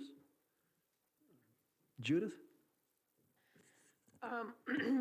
Thank you for your presentation, and thank you for the previous presentation. I learned a lot, by the way, so just wanted to say that. I'm not opposed to an ordinance. Kind of surprised myself. I just feel like with the environmental concerns and the climate change that we're facing, and the risk of wildfire in our area. I was hiking up at the Guard of the Gods several weeks ago before the big snow, and there was a group going by, and several people in that group were smoking cigarettes. And I'm walking my dog, and I'm like, oh my God, one spark and poof. So I'm not opposed to it, but I do agree with Councilor Wolf. I appreciate the approach, and I also think that community education is key. But I think what I'm hearing you say is that a permitting process would really help you. Is that what I'm hearing, that it would be something that would really benefit you, knowing that people have to go through a certain process and do the education before they should be burning. So I step back from saying doing us a favor, because our favor is, to do us a favor is to do us a favor too late. And what I mean by that is, when you look at events like the Marshall Fire, let's say that something like that happened, what I think we're doing is a favor to the community as a whole. Because if we can do prevention rather than reaction, the prevention comes through, whether it be volunteerism or whether it becomes required permitting. If it's required permitting, then hopefully we're getting on to everybody's property and performing prevention. That's what we do best, actually. So that preventative part is to create a safe environment before something happens. The best use, obviously, of the ordinance, though, is making that a requirement versus people calling us up and we go, yep, you did good. You capture a larger audience, maybe. And it really is for the community. Good response, and thank you. Thank you. Nancy, did you have more to add? Yeah, just hearing that, I will change my mind and agree that I think it's time to do an ordinance. I mean, this town, you've heard me say it before, that's my worst fear. I don't know if an ordinance is necessarily the highest and best use of your time or not at this point, but I think that at some point we should have we should go ahead and do that because it's just, it only takes one spark, as Councilor Chandler said, just one spark, and we are just at such risk, and more so every year, so. Great, thank you. Julie? I just have one other little thought. The comment was made during the presentation that, if your fire causes damage to someone else, then you have to pay. I never heard of that before. I don't think there's strict liability on fire, is there? Because I thought maybe the ordinance could help that. Nancy's pointing, so maybe I'm wrong. Is there strict liability? Sorry, the info paper that we got goes to the Colorado statute and talks about Class 2 misdemeanors and Class 6 felonies that you can be charged under. So, Oh, even if you don't have proof of negligence? I don't know enough about See, the I law always to tell thought you you needed that. to prove negligence, but if we have an ordinance, or if they're violating some state or county law, if they're violating any law, then the person who violated the law would have to compensate whoever else they damaged. So that's just one more reason why it makes sense to have a good ordinance, I think. Okay, thank you, Julie. John? I guess I'm with Nancy. I'd like to maybe see what other communities, I'm with Nancy. I think we ought to look and see what other communities have done, especially here on the Front Range. I mean, it seems like sampling a few wouldn't be hard to look at them and see whether there's merit to them. Okay, I think that's a good idea. Yeah, it seems to make sense. Michelle, would you like to comment on this? I'm with Nancy and John and doing some research to see what other cities are doing. And then I agree with needing the ordinance and community education for sure, because we don't want anything like what happened with the Marshall Fire. Okay, thank you, Michelle. Mr. Mayor, if I could just respond to Mr. Shada. This particular document and discussion that we're having is modeled after Black Forest, after some of the efforts they made after the Black Forest fire. These are requirements in their fire protection district. If we go beyond that, obviously as it moves through ordinance and it moves through clarification, those are things where I had already kind of primed Denise that it gets beyond our skill level and we need to bring in the assistance of Judy and of Jeff Parker, et cetera, for the additional. Okay, thank you. I think that's a good point. So really, this is learning from the mistakes of Black Forest, in a sense. So Okay. could we actually see, what I'd really like to see, if, I don't know who would track it down for us, but I'd actually like to read a few of the sample ordinances so we can look at the language and see if there's one that seems a good fit for Manitou. I don't know who's in charge of that, but I'd like that. I'd like to see the ordinances that, I don't know might if, be worth I don't know if considering.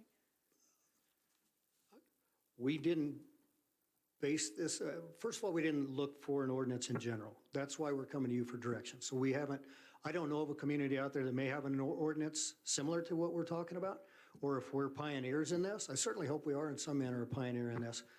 But maybe through municipal league or whoever, maybe Denise could help out with that. Okay, well, the sense I get here, that council is interested in pursuing this, but we want to be more informed, we want to do some research. If that doesn't seem to be, if council doesn't object, then perhaps we could direct staff to come up with a little bit of, a little background on this for us. Anybody opposed to that? Okay, so I think then the idea would be to direct staff to do a little research on this. And perhaps, Denise, if you could divvy that out accordingly. I understand, yeah.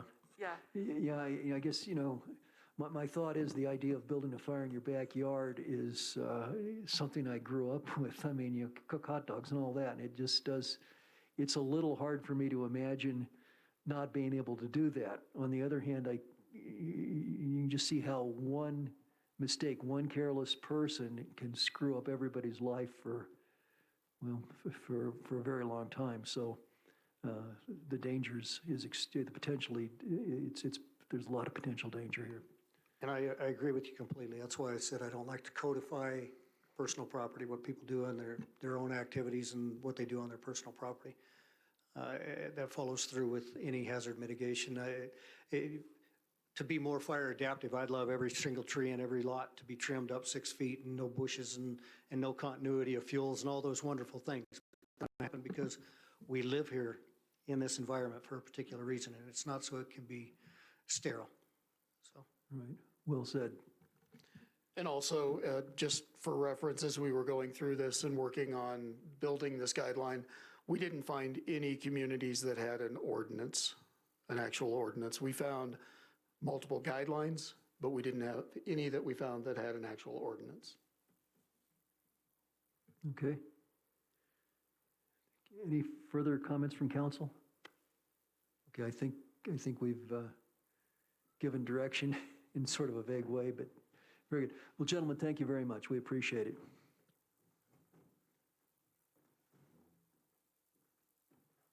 Okay, and our next agenda item is discussion of a resolution for establishing policies and procedures to manage special events in Manitou Springs. All right. Okay, good evening. I'm Skylar Beck, Parks and Recreation Director, and I'll be presenting with Megan Weiss, Events Coordinator. Thank you for your consideration of a policy to regulate special events in the parks. This policy came from the idea to protect our parks and was drafted with that purpose in mind. As you know, Manitou Springs facilitates a number of special events each year. Events contribute to the community's identity and highlight culture that unites people with shared interests. Events also leverage significant amounts of spending by event participants through patronage at local restaurants, hotels, and businesses, which in turn provides employment opportunities. When managed properly, special events can be a great benefit to the community as a gathering place for people to celebrate, which is why parks are a popular facility for community events. However, staff is concerned about long-term sustainability and the impact of events in our parks. In general, parks can withstand special event foot traffic with normal wear and tear and can bounce back quickly during the peak summer season as long as the irrigation system is working properly and regular park maintenance is occurring. But it's important to have a balance of public availability as well as special events, both large and small, and include built-in rest periods in between events. We define large events as more than 200 people, which that number is tied to our events fee schedule as well as protocols currently in place. Smaller events of less than 200 people don't typically affect the turf too much, but still factor in the overall schedule of events in the parks. It's important to us to constantly evaluate events' impact and adjust as needed. And for these reasons, staff is proposing a policy for your consideration today, and I'll turn it over to Megan for the next couple of slides. Great. Hi, everyone. I'm Megan. If we haven't met before, nice to see you all again. So I'm going to talk a little bit about the purpose of this policy. So first is park sustainability. So we're really trying to reduce the impact to the turf by limiting the number of major events. And as Skylar said, we're considering major events to be 200 or more. Oh, Megan, sorry. could you get a little closer Yes. to the mic, about 3 inches or so? Okay. So major special events are about 200 or more people. And so we're really trying to limit that here in Manitou. We would like to spread events out to multiple parks as well and not have events back-to-back weekends. Secondly, and really importantly, we really want to be cognizant of our residents.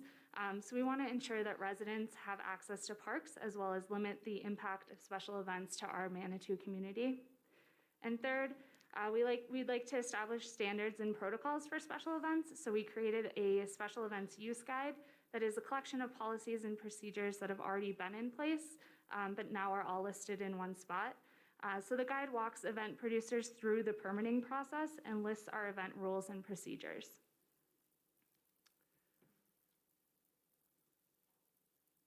So I'll talk a little bit about how we came up with this process. So first and foremost, which we already talked about, we are just trying to balance the special event use with also resident access to the parks. I did speak with a number of other communities in Colorado, such as Boulder, Estes Park, and Breckenridge on their policies and guidelines. And then we met with Parib. We received their support at their meeting in October, and it says that in the meeting minutes, as well as we got a letter of support from Leslie at the Chamber of Commerce, which is included in your packet.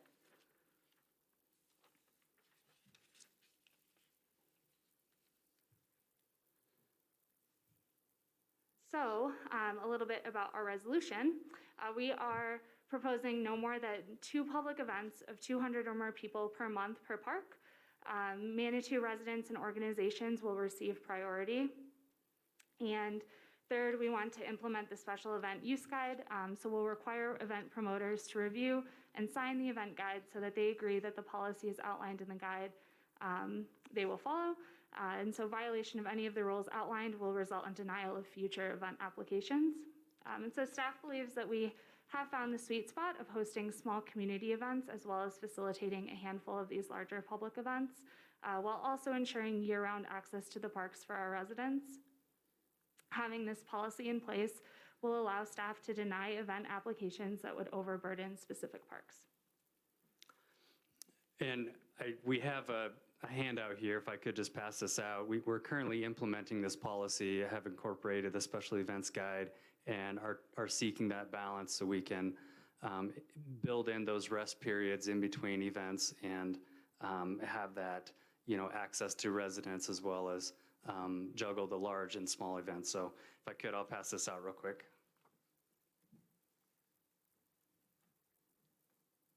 While you're passing it out, could I just ask a quick question? By what process, and maybe this will tell me, by what process will you be able to prioritize residents over others for events scheduling? Yeah, absolutely. So when someone submits an event application, they let me know what their address is and whether or not they're a resident. And so, for instance, if the chamber would like to do a July 4th event and another event producer submits an application for that same weekend, the Chamber of Commerce would their event, following all guidelines, of course, would be approved.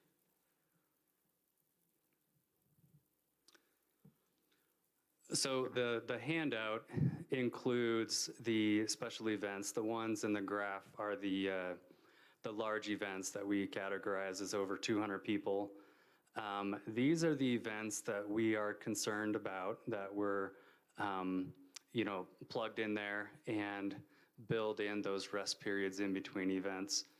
As you can see, Memorial Park and Soda Springs Parks are the 2 primary places where events are. And the number of events isn't significant in the grand scheme of things through our peak summer season. And I believe the parks can bounce back very quickly after hosting these events. The 2 main ones of concern are later in September, but those are spaced 2 weeks apart, and we'll work with event promoters to minimize the damage as much as possible. And that's also later in the season, so it's not as big a concern as during those peak summer season when kids are out of school and we want to ensure the parks look nice for our residents. Any questions? Julie? Thank you for working on this. I think you said this reduces the impact. What is the impact now, and can you show me where the reduction is? Which part is reduced? I'm sorry, can you share a little more about your question? Oh, I thought you were saying that the purpose of this is to reduce, I quoted Megan when I was taking notes, reduce the impact from the major special events. Are we reducing any impact, or to me, this looks like increasing an opportunity to increase the impact? For example, you keep saying about the rest period, but there's no rest period in the ordinance, in the resolution. And it looks like this is the same, is this the same schedule that we've always had before COVID of the special events? It's slightly different than previously. We've never had this policy in place. So, you know, if you recall last year in particular, there were events that occurred 3 weekends in a row at Memorial Park. So this policy will at least give us that backing so that we can deny event requests or, you know, space them out, suggest another park, things like that. We have no intention to increase the number of events in our parks or things like that. So we at least have this policy in place so that we are able to, you know, go through that application process and, you know, weigh that application of a new event versus what's already in place. This is a good balance to me from a parks perspective of large events as well as small events and that access to the public. It looks to me like this is what we've always done up until COVID. And what we've always done, I know you weren't here, what we've always done is usually made the Memorial Park and he will look pretty bad, look pretty trashed out. So, and you said something about 2 weeks. I didn't see anything in the resolution about a rest period. Are you suggesting we modify the resolution? I mean, this is a work session, so I'm open to feedback, and this is, you know, where I would love a lot of that, so we can incorporate it into the resolution.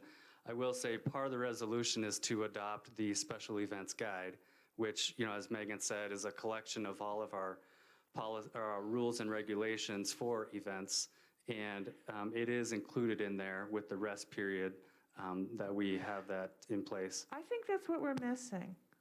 Okay. We don't have that in our packet. There's reference to the special event guide as the last of the 3 on that bullet point slide, but we don't have it, so we don't know what it says. And it's not incorporated by reference into the resolution, if that's what you meant. Like, if you want, you could say, the resolution is that all the rules in our special event guide are now required in Manitou. Okay, you could do that. But I don't know what the special event guide says. We haven't been provided that. You know, I guess, Skylar, what I think might clarify, we do have a presentation, a document, a PowerPoint slide, presentation park use guide. Now, is there a separate document, a park use guide that it's just a... Yeah, it's the special event guide. It's available on our website. It's what we provide event promoters when they're looking to apply for an event in our town. So that's something that Megan works with the event promoters, and I intentionally didn't include that because it's a pretty long document and is a collection of things that have already been in place. But we also incorporated this new policy into that events use guide. And it's how we manage sort of the nitty-gritty of our special events. Okay, Mr. Shada.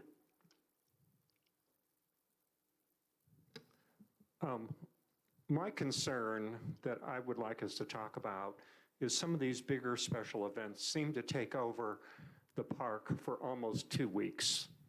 The staging of material, fencing, all sorts of other kind of junk and debris and whatnot, it makes some of the parks completely unusable. I find that unacceptable. I find it's the same way in terms of cleaning up, okay? This goes on for sometimes days. Dumpsters with junk in them, fences stacked up in the street, up against trees, okay? I find that really offensive, okay? And I would like that addressed as well. And obviously, it's not happening or being enforced if it's in the special events guide, okay? These are our parks. These are not fairgrounds. These are not places for people to raise money, okay? all right? That's not the purpose of our parks, okay? And so that's what I would like specifically addressed, okay? I want to return the parks to our people, okay? If we want a fairground, all right, I think we ought to buy a fairgrounds and rent fairgrounds, okay? The parks, okay, we invest a lot of money in trees, in turf, and to me, the whole notion that we're talking about recovery, I find problematic. To me, an event should have almost no impact on the park whatsoever. We have had events in this town in which have so ripped up the parks that we have had to cordon them off for months, okay? And last summer, I mean, the summer in the last 3 years, this is true, okay? Sprinkler systems are damaged, okay? It takes weeks for our staff. To me, I think we have more than enough visitors coming to town that we don't need to have this overactive promotion of all these, in my opinion, kind of junk events in our parks. We have one particular vendor who I believe is from Boulder who comes down and does a so-called art and music festival, okay? It has nothing to do with this community whatsoever, okay? None of the vendors are artists there, okay? All it is we are just giving away cheap park space in terms of, and as a result, somebody cannot even go there and throw a Frisbee or just even have a picnic. I also think it's really problematic when we have these events in which parks are cordoned off, okay, because it requires you to be an adult in the park. I think that is also something we ought to forbid, all right? The parks ought to be open at all times to everybody. There should be nobody, in my opinion, who ought to be able to rent the park for their own event and cordon it off from the public. I find that really problematic. Thank you. Councilor Chandler? I do echo much of what Councilor Shada has said. He addressed many of my concerns. One of the big concerns I have is, especially since we're talking about events of 200 or more people, one or both of you mentioned rotating parks. And I want to be very careful about how we approach that and say, oh, well, we can't have you here at Memorial, we'll have you over here at Fields or Shriver. I remember several years ago when I believe it was the Commonweal Festival was over at Fields Park, and that was an absolute disaster because parking and traffic concerns obviously weren't addressed. So I'm really fearful of having us pack in more events and saying, oh, well, we're going to rotate you to this park so we can rehab this park. That's not, and I don't want that to be a reason to pack in, many more events. And most, these events, they're not resident driven. I'm grateful that we have them. They generate income and people come and they love them. But I think that we need to really start, as Councilor Shada said, keeping our parks as parks. And I've often had that fairground feeling where, as a resident here, when there is a huge event in Manitou, I will avoid Manitou for all of the days of the event because I can't walk my dog. I can't go to the park. I can't. I certainly couldn't park my car. So I think we have to be really mindful, but that rotation thing kind of worries me. And I do echo what Councilor Shada said about our parks, and they should be open to the public at all times. Thank you. Nancy? Sure, I have a slightly different perspective. I love the events. I know a lot of people in town who love the events, and I think it's a natural,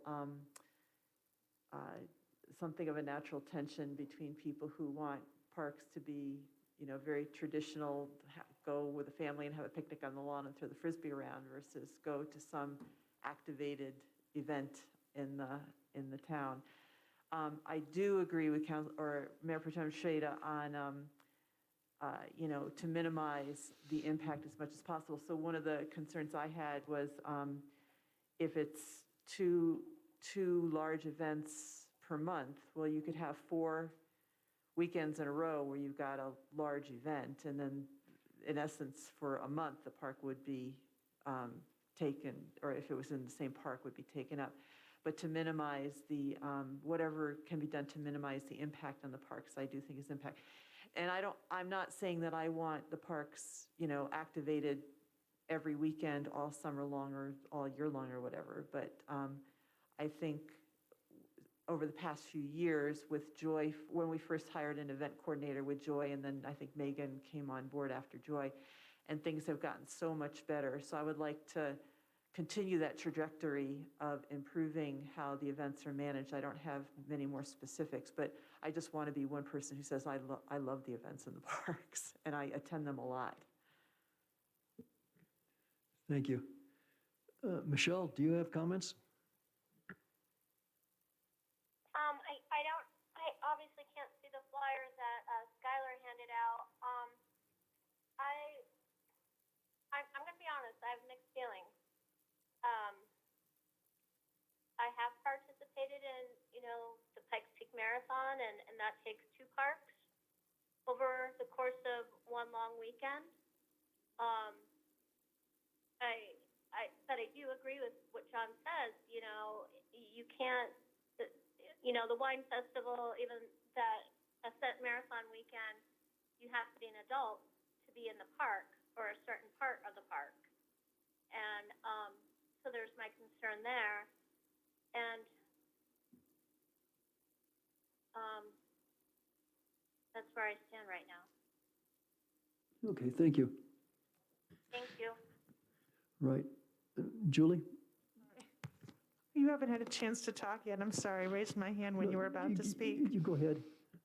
I just wanted to make it clear that while I agree with most of what John Shada said as well, it doesn't mean that I'm anti-event. I just want to see them managed differently. I want to see more stringent rules about if we're going to have a half-day event, we may not have to wait so long before having another event. Whereas if we have the 3-day marathon, the parks are trashed after that. I mean, with all due respect, Skylar, you haven't seen it. Maybe you don't know, or maybe you weren't paying attention, because it's intense what happens to our parks. So, and why even spend all that money? So I just, it's not that I'm against the events. Some of the events may be worth nixing if they don't have true value to the city, which is one of the reasons I asked for some kind of financial analysis to see on an average weekend in June, how does that compare with our tax revenues versus the weekend in June when we have this, whatever it is, special event, the Wine Fest. I want to see, instead of just, people guessing, I want to see the data. I want to see how much are we really bringing into town for this each special event in the past. We can go by pre-COVID numbers, since a lot of these things got canceled or not very well attended during COVID. And then we can have an intelligent conversation about it. If we're going to spend $20,000 to fix the park after a 3-day event, maybe we shouldn't be so excited that we earned $4,000 more that weekend. So I just want to look at the numbers. I want to see a calendar that shows not only these events with over 200 people, but also any routine things that are under 200 people. I don't know if that Boulder thing is on here or not. And, I want to know what the schedule typically was, and then we can have some discussion about whether we can maybe maintain some of these fun events, but reschedule them so that the park has more of an opportunity to recover in between. And maybe it's not possible, but we won't know until we see this, special event guide, until we see a comprehensive calendar showing each event and usually how many attend, and usually how does that impact the revenue for the city that day. I want to look at all that before I vote on anything. The resolution is a nice idea, but it's way premature. Also, I just want to report that I did speak with Danu last night as well as this afternoon from Parib, and she confirmed that she would really like to have an opportunity to discuss all of these things with Carib and with the group, and for them to have an opportunity to vote on it and to bring that to us as their perspective. Thank you. Yeah, thanks, Julie. Anyway, I think there have been some real, go ahead, John. I guess I want to throw one other kind of thing out, and just to, as council knows, I rarely disagree with Julie, or any of you, actually. But I guess I have a problem that our parks are being used for revenue generation. I don't care about that. I think our parks are a refuge, okay, for people, okay, animals, trees, and things like that. And I think that ought to be our primary thing. I think we are on a wild goose chase if we are looking for revenue, okay? So I guess I want to say that from the first part. I think the other thing that I think we ought to have some nuance about, I think when we have an event, let's say, for instance, excuse me, in Soda Springs Park Pavilion, okay, that's a hard surface, okay? It's rather easy to clean up after it's done. I think the impact is sort of somewhat kind of known, all right? And it's a lot easier to see what's happening. I think a grassed area where we're staking tents, okay, where we're having to build boardwalks over the grass in order to protect things, okay, where we're cordoning it off from the general public because you're creating your own private thing. This is where I think we ought to seriously think about how we could use something like the Hiawatha Gardens Pavilion for these kinds of things. This means event people who come to town could maybe rent that space, okay? They don't have to bring tents and pound things into the ground, okay? We might think about some way in which, you know, that event can utilize the parking that's right there.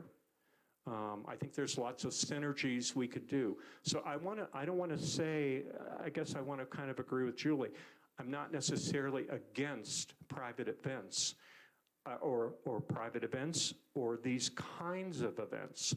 I just bristle at them happening in our parks. Can I respond Thank you. to that? Just briefly, I promise. Yeah, please, go ahead, Julie. Yeah. I agree that we should not make a decision based on the numbers, based on the money, but I still want to see those numbers because whether it's in these reports or staff talking, I keep hearing, oh, these special events promote employment. I don't agree with that necessarily, but so I'm like, show me. I want to see because I suspect that the amount we spend to try and repair the parks may not be that different of a number than how much additional revenue we get. And I've heard, and I don't know if this is universally true, but a lot of the businesses feel that they get less business on some of these events because everyone's down at Memorial Park all day. So that's why I just want to see the numbers. If people are going to say, oh, we need to do this because otherwise we'll go broke, I'm like, really? Okay, then show me how much we're really earning. That's why I want to see the numbers. I don't personally intend to make much of to give that a lot of weight in my decision making, but I think it's worth just knowing since that keeps getting thrown in our face. You two are going to be a hard act to follow. I've got a couple thoughts here. And, you know, John, I think a lot of what you said is germane. As I look at it, though, some of these events, to me, are things that the community identifies with. The Commonweal Festival, that's, in many respects, there's a family element to it. There's things for kids to do. So I don't begrudge the use of Memorial Park to the Commonweal Festival on the grounds that kids and families can't go there. It's a different day. And I mean, the day after that, we're happy to be able to take our kids down there. So I get that. Trying to gauge the economic impact of some of these events is difficult, and I get the point. You know, we made $4,000 and we spent $6,000 to get there. You know, you're going to try and make it up on volume, I guess. No, that won't work. In a sense, though, I think what Skylar's here tonight, and maybe I'm simplifying this, is that are we going to take care of the lawn? You know, are we going to have like 2 weeks in between events? maybe that's part of it, and maybe that's the short-term question.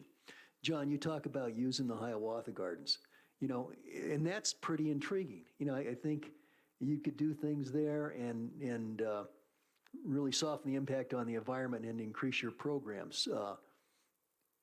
There's a lot of questions there, and I'm a little bit skeptical, but I'm also sort of enchanted by it. And but we're not going to be able to do that this summer. We're talking about something, I think near term, we're talking about long term. So it's good to have a practical solution for the near future and a long-term vision. So I get that. Some good ideas. You got to, answer. The other thing I'd like to say is, I think we also, as a community, ought to honor what I call some legacy events, okay?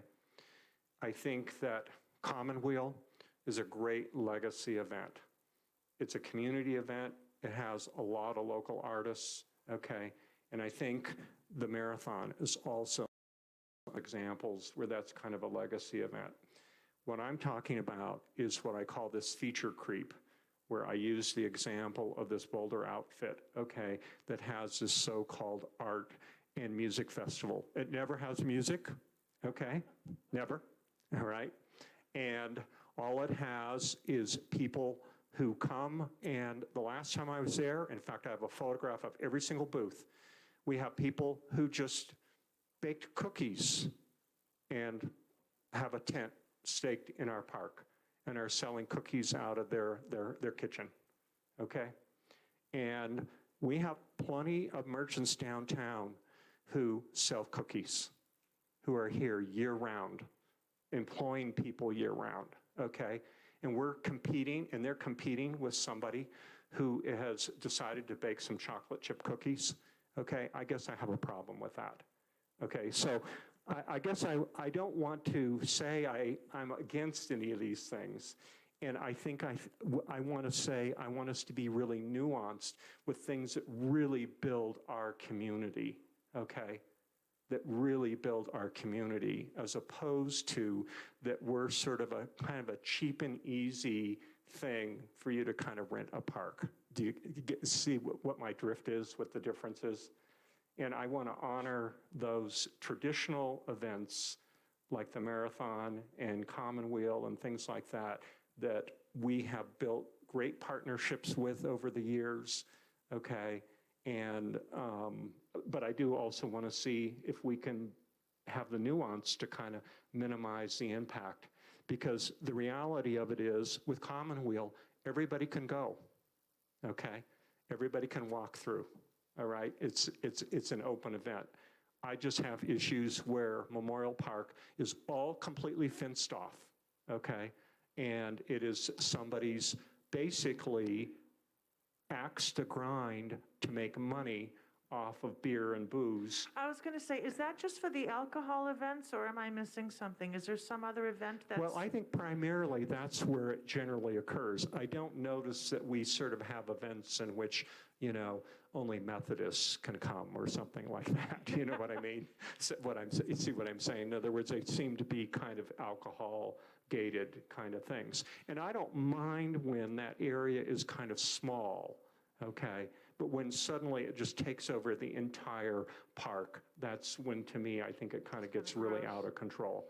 I think it's one thing to, and I think we've had some nice events in Soda Springs Park in which the pavilion is maybe the only area where, alcohol is allowed or something like that. And I think that's a great balance. I'm just saying when these things just take over. And then as a resident, I think you kind of feel kind of a foreigner in your own community, okay? And that's what I want to try and get us away from. Thank you. Okay, those are good comments, John. And that triggered one of my pet peeves. When we see food trucks from somewhere else, in our parks, competing with the people who try to make a living here day in and day out and pay property taxes, and you know the wait staff and you know what their story is. And we see somebody coming else here and just skimming the cream off the height of the season. It feels like unfair competition. I don't think it's bringing more employment to the city. It's competing with the people who pay a lot of money to rent a store here why should we encourage them to have a bad day of business because we're inviting some other people to come into the park and pay their little fee, whatever it is? I don't like that. So I guess moving forward, what I'd like to see is, I'd like to see this come back to us and see that, there's not a huge rush, but I really want PERIB to at least think about some of the issues I raised in my email and see if we can have something come back that's a lot more specific than just 2 times a month, 2 parks, twice a day. That was kind of confusing, but it was pretty vague as well. I'd also really like to see, even though it may be lengthy, if this special events guide has important restrictions that aren't in the resolutions, such as resting period, I'd like to see that part of the guide highlighted for us so we don't have to read 150 pages in the packet. I want to look at the part that talks about rules that people have to follow. Not that it should be taken out of the packet, but just highlighted or something, and then have it come back to us and see if we can make some progress. Okay, thank you. Councilor Chandler? Certainly, I also want to go on record as saying I'm not anti-event or anti-business because, that's what we need to say these days, because I'm not. And I do attend these events, and I do believe that there are some legacy events. I would actually add the coffin races and the fruitcake toss as some pretty legacy events. My issue is I moved back to Manitou because I have grandchildren here. And I am at the parks with my dogs and or my grandchildren a lot. I use our parks an awful lot, and our open space and trails. And I love them dearly. And my issue is an experience I often have, and Mayor Pro Tem Sheda alluded to this, is I will take my granddaughter to the park, and it's the day before or 2 days before the setup, and they're cordoning off, and they're setting up tents, and all of this activity is going on, and so I feel like kind of a forerunner in my own neighborhood that I have to go somewhere else. And there's other really nice parks in town, thank goodness. But I also feel that that it's impactful. I actually would be curious to know, and maybe this is a Leslie Lewis question, how the business community does feel about these events. I don't know that I've ever thought about asking that question, if the business communities feel that these particular events really do stimulate their bottom line. But I think it's the big picture, and I know where you're trying to go with this, but I guess I assumed that PERIB did weigh in, and I'm a little, so I'm surprised that they have, so I would like to see that happen as well.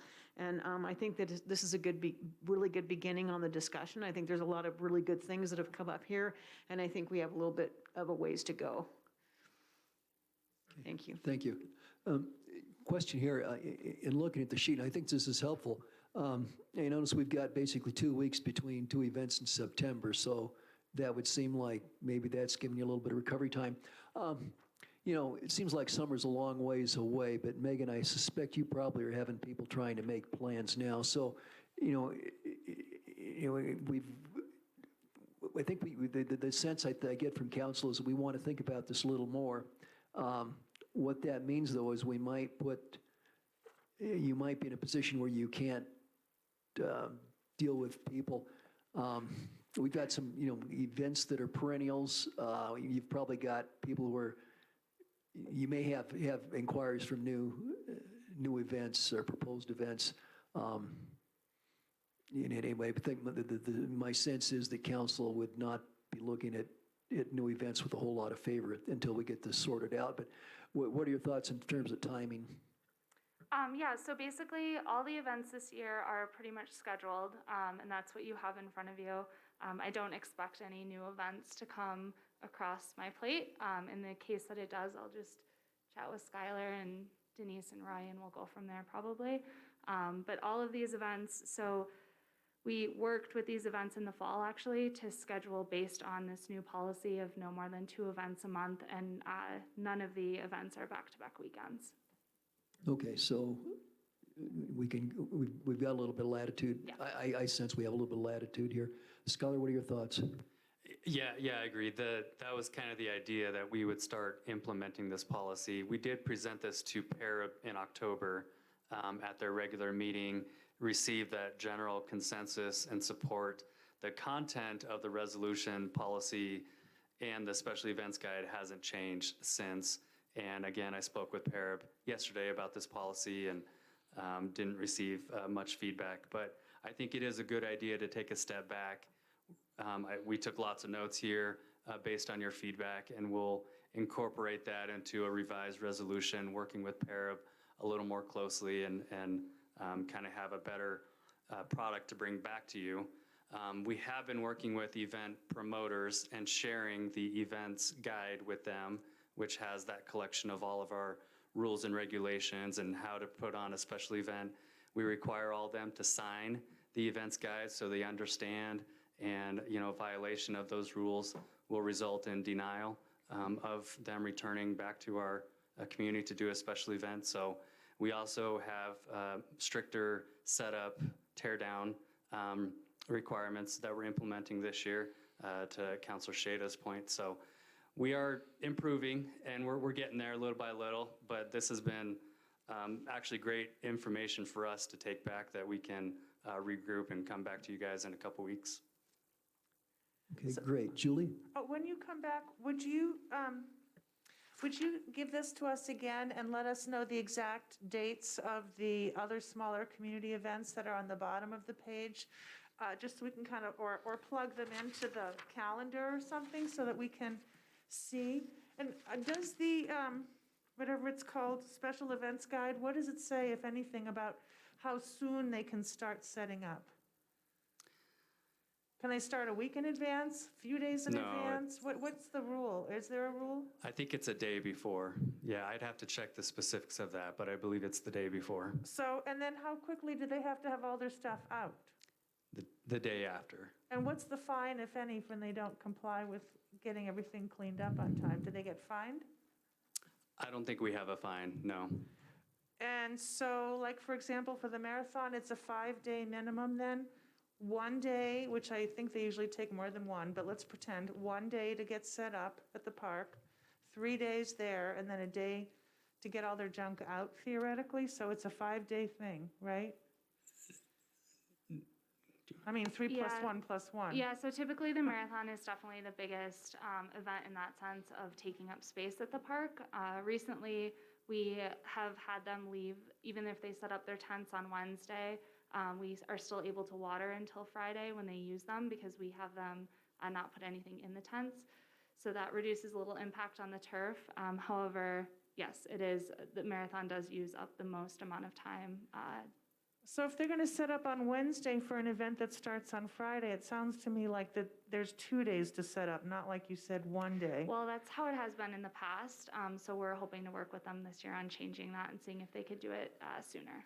So the special events guide still does not require, there are no constraints on how soon they get started setting up then, as it stands now? No, it's 1 day before, but the special events use guide is a new working document that was. Oh, I thought that had been around for a while. Oh, We've okay. had a lot of different pieces in different places and put it together at the end of last year to be implemented this year.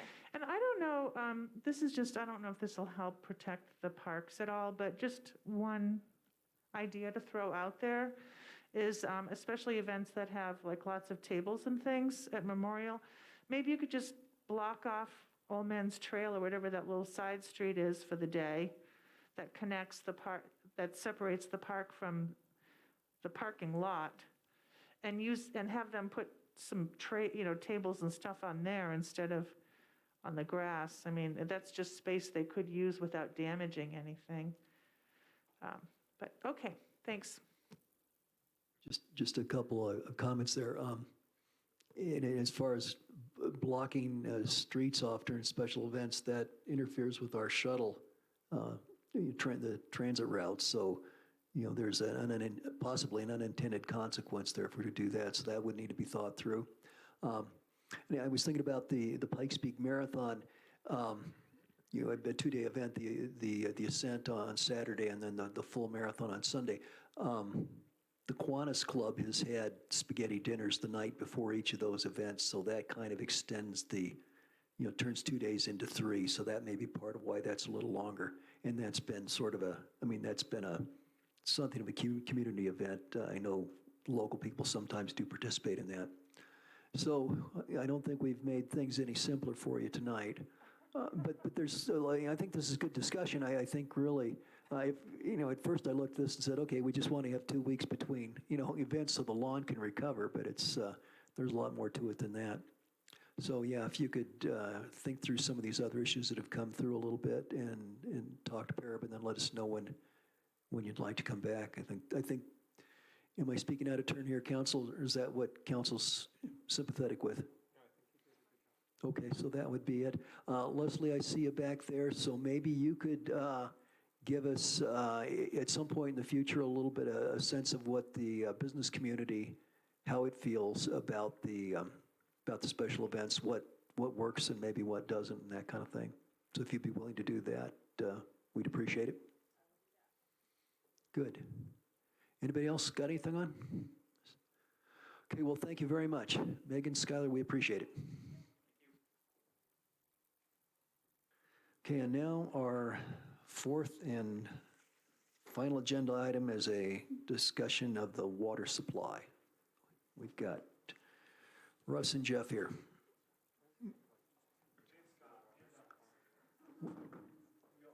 Okay, you guys, while you're getting set up, we're going to just take a leg stretcher here for about 5 minutes or so, so you're not in a big hurry. And council, if you want to get up, stretch your legs, whatever.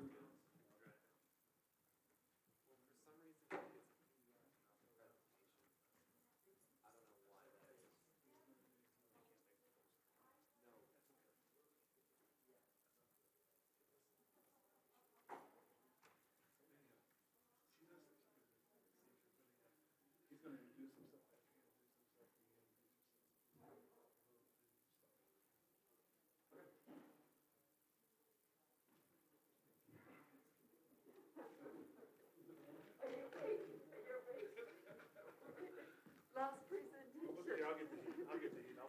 I'm freezing. You don't get it? I got it. Okay. My hands are like, oh. I gotta put that so we can. Are you cold or is it just me? Am I cold? No, I'm good. You're good? I am good. If it's too warm, I'll fall asleep. Oh.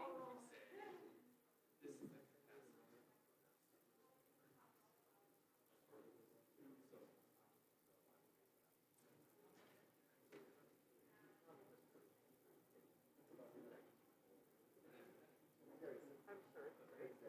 I mean, I just say that, yeah, just say that it was, yeah, good and unanimous. Yeah. Yeah, I'll look at it real quick and see. Yeah.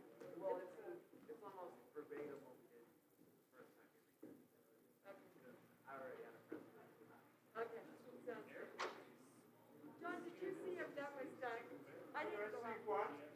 You know, you sent me that quick fix. I didn't get out to look at it, but they said it was clear. Did you see No, if it was? it's a mess. So it's not It is a clear? big mess. Okay. Everything from Oto Yeah. all the way down to Mike Casey's. Oh, the library is bad too because we don't have good drainage right there. So we're looking at that for the library and the map. But the sidewalks are impassable in that area. Okay. There's ice this thick On the in the sidewalks. walkways, in the handicap area. But I knew they were there this weekend on the crosswalks. The crosswalks were on Sunday. I went and looked at all the crosswalks because it had frozen over. So We just need to get a little skid loader, just really gently go along the curb. yeah. And just clear all that stuff out of there because. During our vision strategy meeting, I'll be talking about some things that we need if we're really going to do it, and one is one of those. So I'll be talking about that, but I'll check with because we had to go. I think today night they were pitching ice over here at the library, and they have that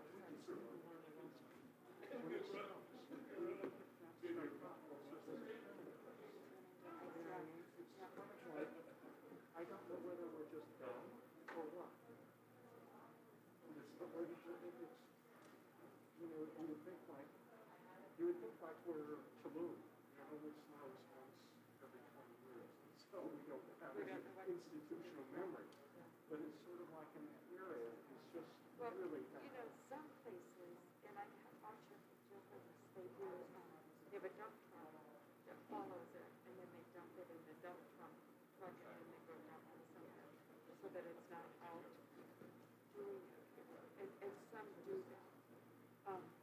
So let me, I'll check it out to see. Look, because I just think that area is really a scary area. Yeah, by lane.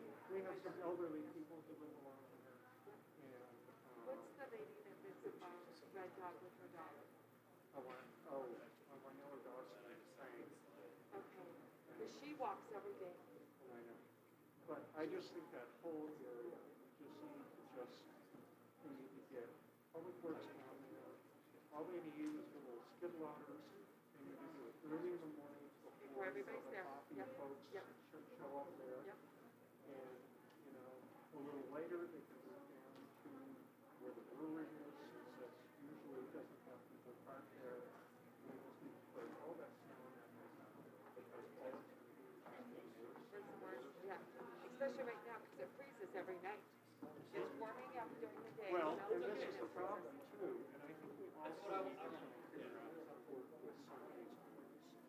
Okay. The Mona Lisa, that building there has a perpetual ice slip that goes across. And I think we need to, as a community, sit down with Jeff.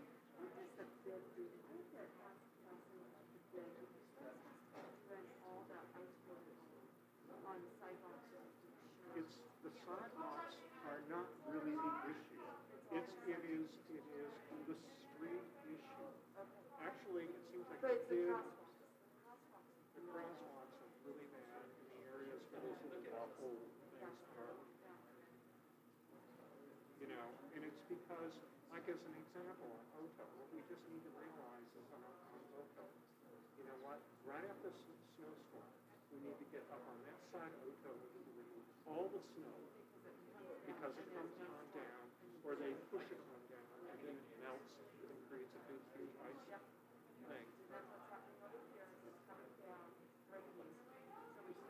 Right. Then I think we ought to work with some of these owners because this is probably something we screwed up and didn't think about when we did the downtown thing. The Mona Lisa building has a drain spout that drains into the alley.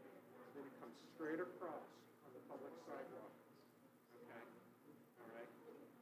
And as an example, the area in our easement where we have trash cans and parking kiosks and all that other kind of stuff, okay? The area there in front of Rachel Wheeler's has this thick of ice. So if you got out of your car. So I just think we need to just, and this is a perpetual area.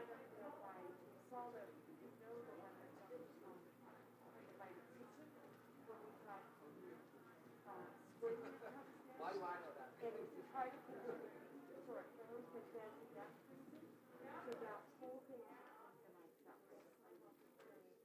And that individual,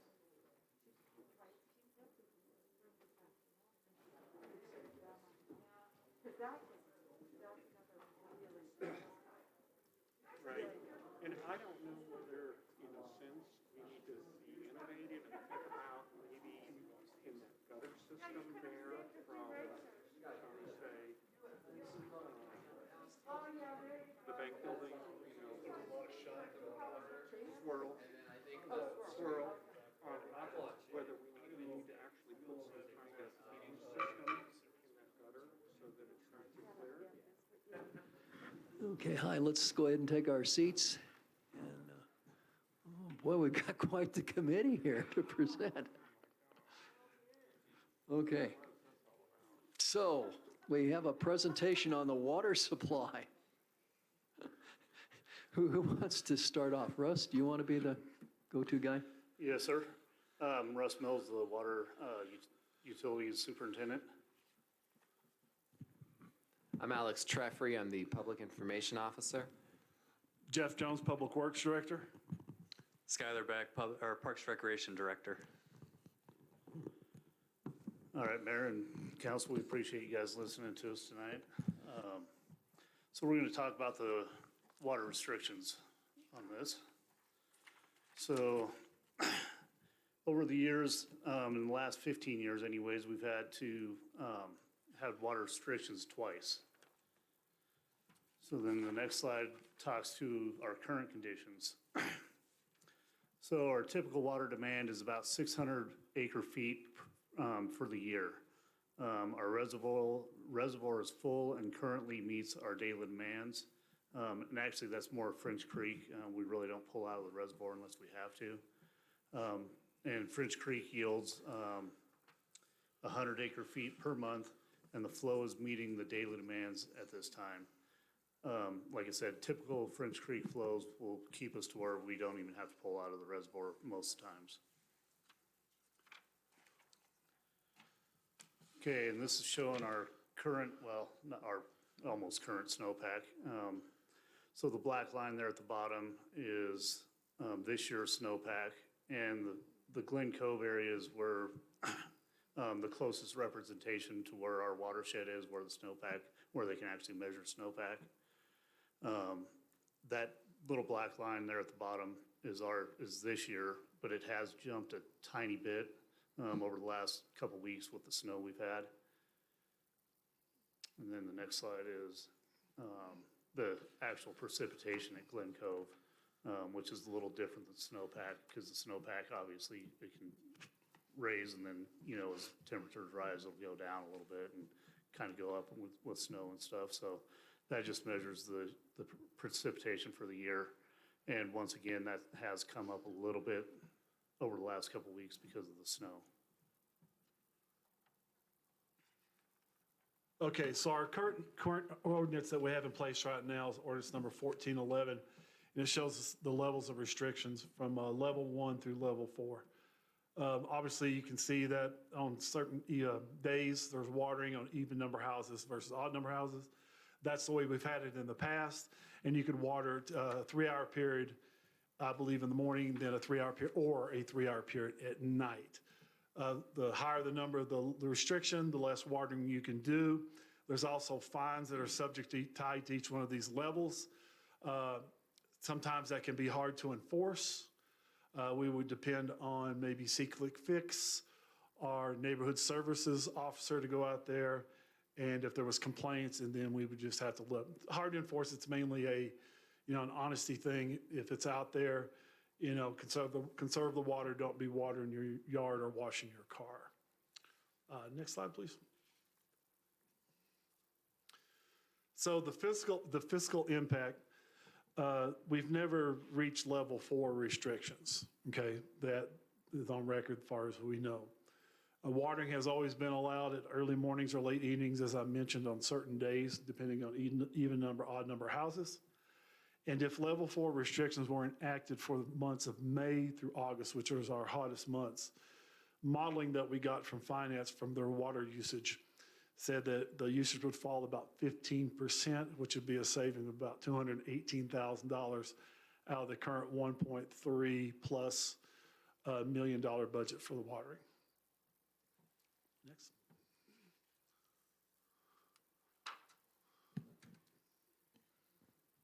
Could I ask a quick question on that, Sure. Jeff? So if we were, God forbid, have to go to level 4 and we lost 218K, would we still be able to operate our system? Yes, we would. We would go into reserves, so we'd have to come to you with a reserve system saying probably hit the reserves to keep operations going So as is. Even or though it's cut an other enterprise, budgets. we can feed the enterprise from our. We have reserves in water, we have some In the water reserves. fund. Yeah, Okay, we thank do you. have a reserve in the water fund. Mr. Shade, I believe you had a question also. Back on your other slides, gentlemen, back up. The fiscal impact, but even further back up again. So if we went in level 4, do we have some models in terms of how much of the reservoir we're using in terms of, you said you have a estimate of the revenue cut by 15%. How does that affect, gallons and what's sitting out there and how long could we survive for and things like that? So that's a good question. I don't have that. I'll let Russ speak to it. I don't have that handy for you, but that is a good question. That all kind of depends on how, if we're like in no water at all coming into the reservoir for some reason, that's such a fluid question. Because if we have water coming in, obviously, and we drop our usage down a lot, then hopefully the reservoir will maintain its level. It all kind of depends on weather and stuff like that. But don't we have some historical data that show kind of the worst kind of situation like that? I'm looking to Ann in the back here too. To my knowledge, we don't have any data on like the worst case scenario stuff.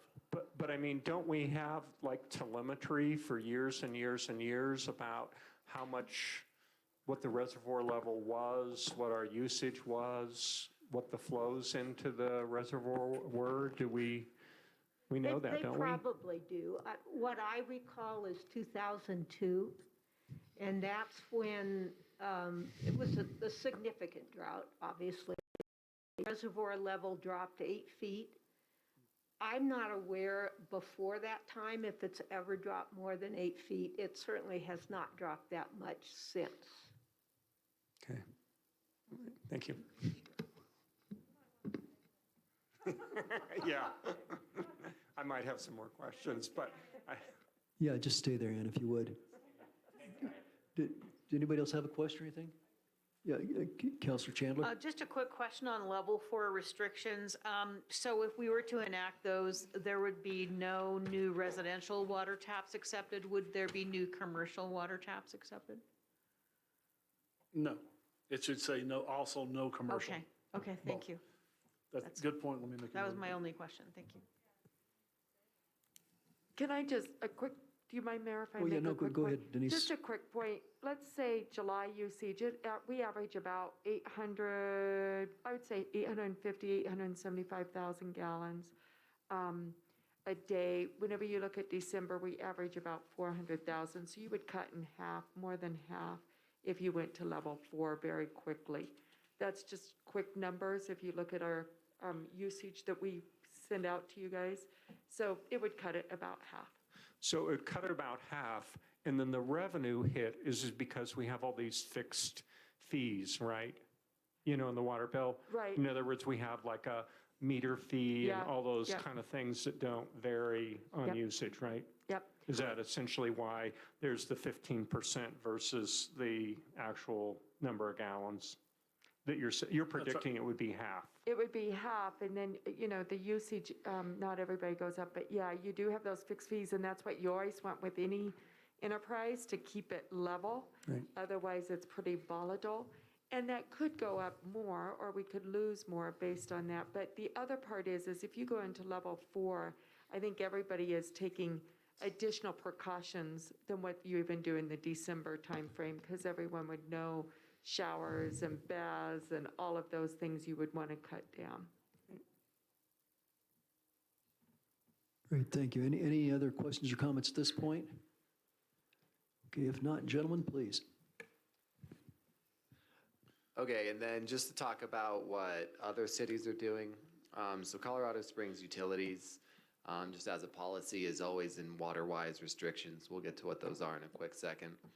And then other municipalities, as normal, are just approaching the summer with caution, also prepared to enact restrictions. So on the next slide, we'll go into what water-wise restrictions are.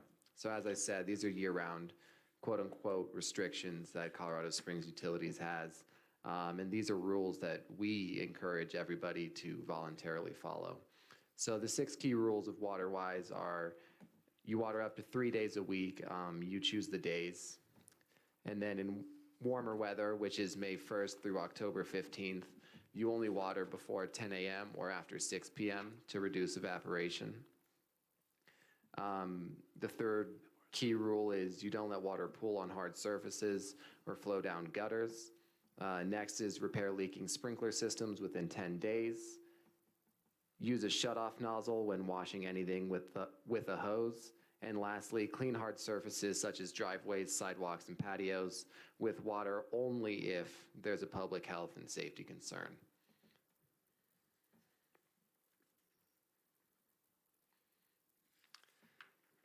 It's just, so then some additional things we're doing for water conservation. So starting last year, we've had our showerhead exchange program, which offers Manitou Springs residents free water conservation friendly showerheads. And on average, assuming normal shower times and per person, it saves about 7,000 gallons of water annually. In addition, we offer free leak detection tablets that tell you if you have a leak in your toilet, which wastes a lot of water, about 6,000 gallons a month. So both these shower heads and leak detection tablets are available in the finance office for free for Manitou Springs community members. Then just on top of that, just communication about how to save water and how to be water conscious and water wise, such as installing new appliances, and that's in regards to like washing machines, toilets, things that use water, turning off the water for brushing teeth, shaving, etc. You know, the standard things. And as said before in the water-wise rules, using a broom to clean walkways as opposed to hoses, and not overwatering in anticipation of a shortage, and that's a big one. Yeah. So how many shower heads did we give away last year, roughly? I mean, does anyone even? Yeah. I don't remember the exact number of shower heads. It's in the annual report. I believe it was 87,000 gallons of water saved. So whatever 87,000 divided by 7,000 is the amount of shower heads. Yeah. So 11 or so, 11, 12. Maybe you could do a shout out about that on Facebook. Yeah. So it's I push the water conservation stuff a little more once we get into the warmer weather, but the program's on all year, and I frequently put it out on Facebook. So before Scott briefs his slide, I will say that March traditionally, looking at the charts over the years, have been the most productive for precipitation. So we're hoping that what we had the other day as a start, that we're going to have some more. Not that we want to do a whole lot of snow removal, because we don't, because then we have to remove ice for a week afterwards. But the point is that we're hoping it's more important to get the water. So if March is a good month for us, that'll tell the tale of what we'll bring back to council as far as recommendations on restrictions. So water conservation strategies in the parks, we have a few listed here. These are strategies that I plan to implement regardless of water restrictions or not, because these strategies will get us a more efficient irrigation system and continue to take care of our parks. So the first one is to conduct an annual audit of irrigation systems. We have a third-party company that we work with to conduct these audits, ensure the cycle and soak process, replace broken or missing heads, check for clog heads, proper arc and radius, things like that. So that's part of that audit that we plan to do in all of our parks. The next strategy is to replace irrigation clocks with smart clocks. These smart controllers are really efficient. They determine the watering durations and frequencies on a daily basis based on real-time weather conditions. They adjust run times based on the needs of various plant types, and staff kind of inputs the soil and plant conditions, and smart controllers adjust as needed. Most of our systems have transitioned to these clocks with the exception of a couple, so we're working to replace all those this year and go the smart clock route. National projections show a savings of 7,000 gallons of water a year per clock, so there's some good efficiency there with installing those clocks. Next, similar is rain sensors at all of our park locations. They automatically shuts off the system if it starts raining.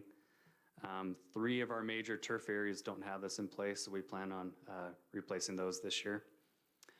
I'm continuing to evaluate the potential to pull creek water and switch back over from creek water to city water. There's new pump technology that kind of makes it more efficient with parts readily available. So I'm working with our local irrigation tech company suppliers to price that out and really trying to avoid some of the pitfalls of the past with parts not available and the burden on staff to clean the filters constantly and things like that. So that's something I'm continuing to look into. And there are also other communities that I'm reaching out to benchmark and look into that feasibility. And then the last one is replace all rotor heads with pressure regulating heads. Pressure regulating heads conserve water while serving the same purpose. Reduce the pressure in each head saves approximately 1 gallon of water per minute. If this is replicated across the entire irrigation system, our projections have us saving 500,000 gallons of water during the entire year while still watering our parks at the same rate. So that's a 10% reduction within our parks and something that'll really make for a more efficient irrigation system. And then, of course, I'll continue working with the city gardener, the butterfly pavilion, Manitou pollinators from our MOU to replace plants with native pollinator-friendly plants that don't require as much water and are drought tolerant. So those are some of the strategies we're planning on implementing within our parks to, just enhance our system overall and make for a more efficient system.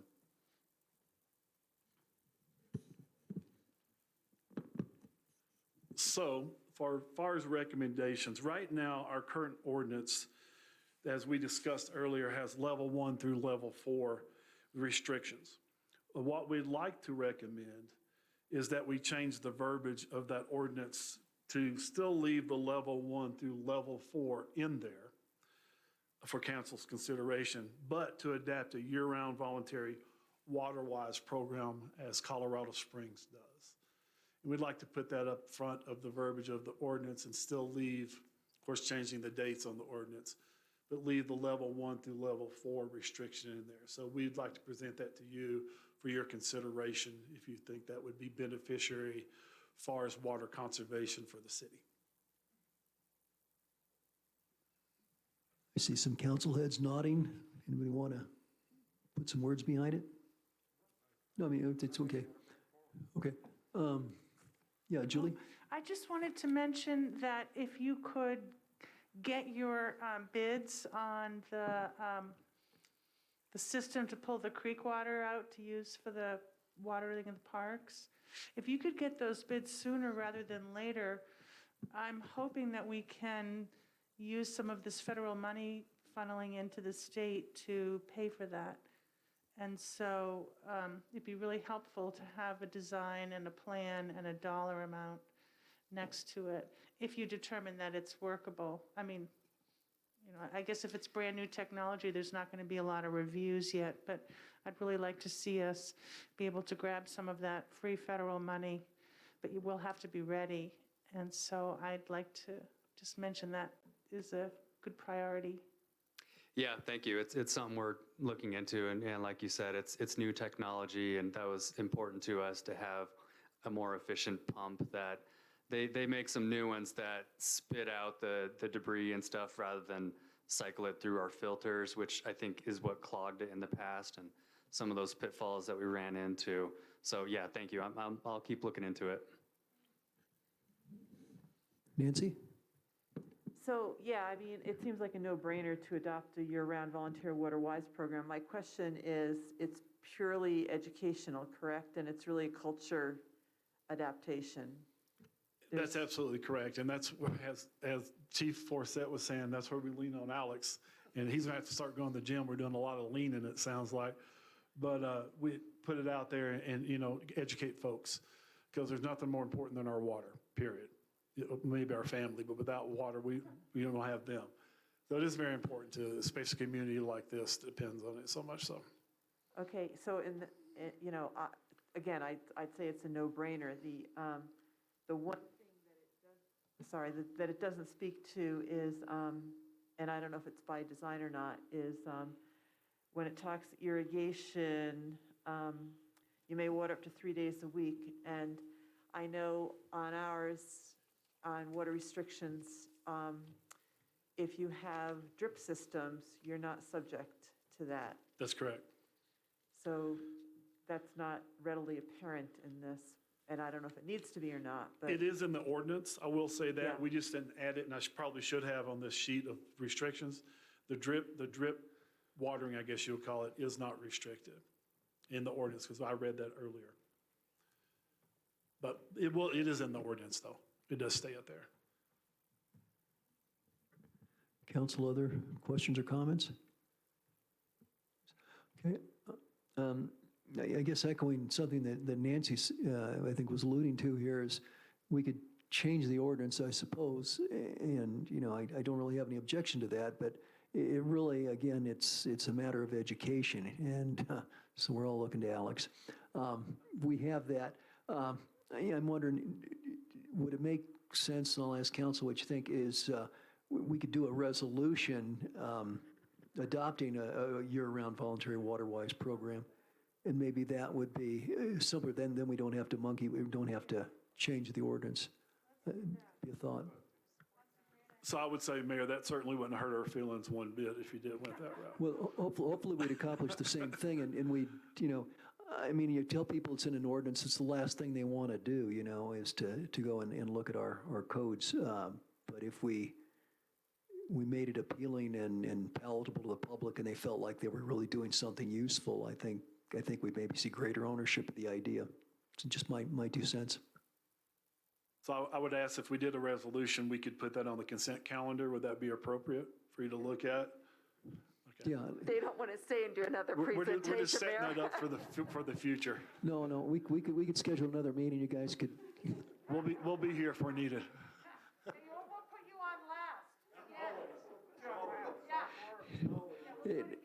It would seem to me that council's general sentiment is that we would support a resolution. If you would like to perhaps craft something for us to take a look at.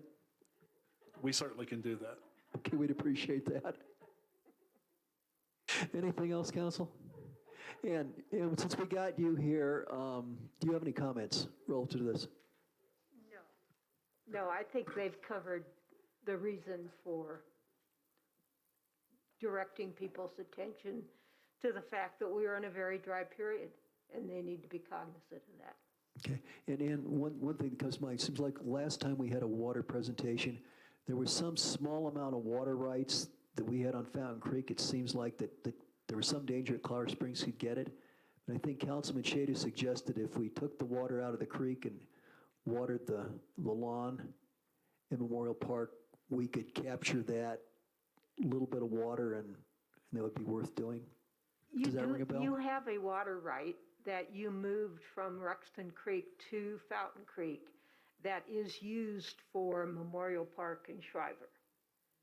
And that's the water right that Skylar has referenced. So Okay. you do have, it's a small amount of water, but that is an absolute water right that you have for those two parks. Okay, great, thank you. Does that ring a bell, John? Maybe So not. I thought there was another one that you were educating us about that. So can we also use that same, if we decided to do something in Soda Springs Park and in Fields Park and? You cannot, because when Manitou went through a decree to change the point of diversion of the Ruxton Creek right, which I forget what it's called, Harms Ditch, I think. And they made the use in Memorial Park and Shriver Park absolute, and they still had not made the use for Soda Springs Park and Fields absolute.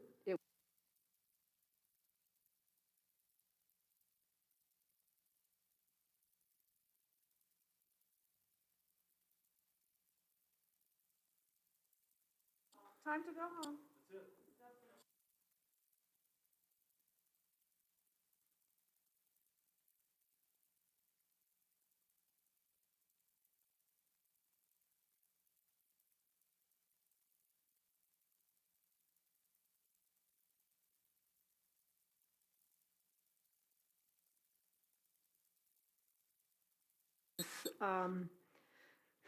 They were conditional rights for those two parks.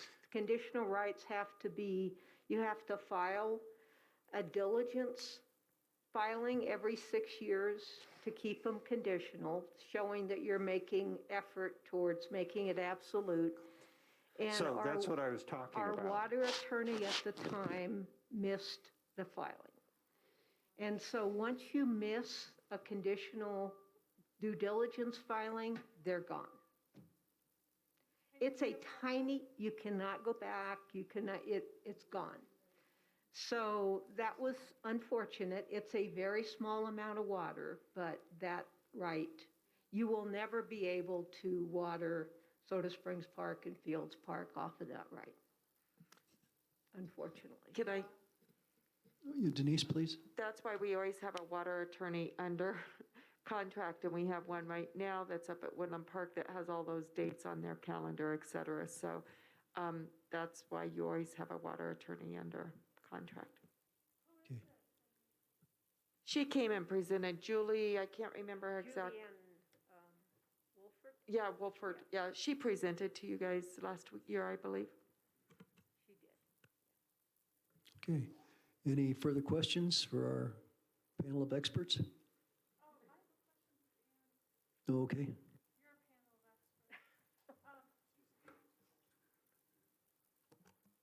Do you have any advice or any suggestions on how we can move forward to try and get this grant written to see if we can at least pump the water from the creek that we're allowed to use for the park watering? Do I have any? Any no, suggestions? I Are you don't. familiar with that technology or any of that stuff? Not at all. Oh, No. okay. No, sorry. Okay, that's all right. You know so many other things. Okay, well, I think we've concluded this piece of business. Gentlemen, we'll look for a resolution from you at some point. So great. Mayor, don't Yes. you have another 2 hours of questions?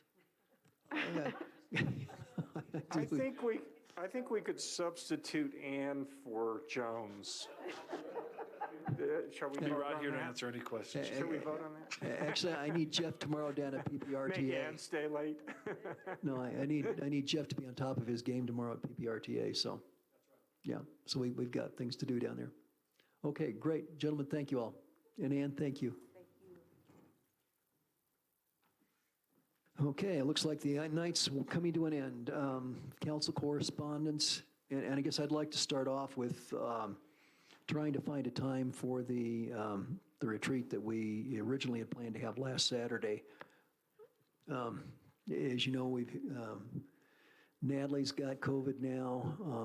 Don't know when she'll be back in action. I think that Michelle's still recovering. One thought I had was possibly for our fourth Tuesday, when we'd normally have a work session 2 weeks from tonight, maybe if we started a little early in the afternoon and did the retreat then, maybe that's a possibility. It seems like weekends are hard for people. I am open to discussion. Anybody got any ideas?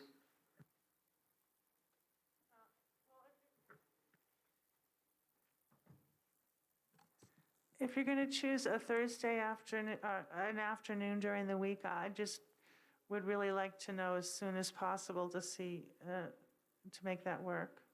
Sorry, Julie, maybe I misspoke. I meant Tuesday. Oh, I said it. Tuesday. You didn't. No, you said it right. I misspoke. Are you talking about next Tuesday specifically? No, 2 weeks from tonight. Normally, we'd have a work session, the 22nd of February. We don't have anything on the agenda right now, so it's sort of, we could use it for the retreat. That's what I was thinking. I mean, that's probably, we've all got the Tuesday nights. Okay, I can find available. out. I don't know offhand. And then I guess the other thought was, if we could start like at 4 o'clock, then we could work a couple hours, have dinner, work a little beyond that. John and I had talked about something spanning, Like 4 to 8, 4 to 9. something like that. Well, maybe. I mean, when John and I were talking about doing this on a Saturday morning, I think we were talking about really getting started about 9 after, having a little breakfast at 8:30, 9, and then work until at least 1:30. And if we were on a roll, we could push farther, and if not, if people were tired, we could just call it a day. So the idea was I think somewhere on the order of 4.5, 5 hours. Is that correct, Personally, John? for me, Saturday or Sunday would be so much easier than Monday through Friday. But if everybody else needs it to be on a Tuesday, I'll see if I can do it on 22nd. Okay, let's see. How about you, John? You're flexible, okay. Man of leisure. Nancy? I'm flexible. I mean, Tuesday, 4 or 5, whatever, if Julie's available. Okay.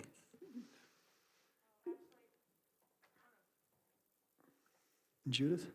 I'm flexible, however, especially with this first retreat with a new council member, I would prefer a Saturday morning to a later evening. We're more fresh, and it's an environment where we, it's just a different environment than being in council chambers. So just for this first one, but I mean, I'm certainly okay with the Tuesday, but I'd prefer the Saturday for this one. And I'm just wondering if we did go with a Saturday, at the end of the month, the 26th, if no one else gets COVID, between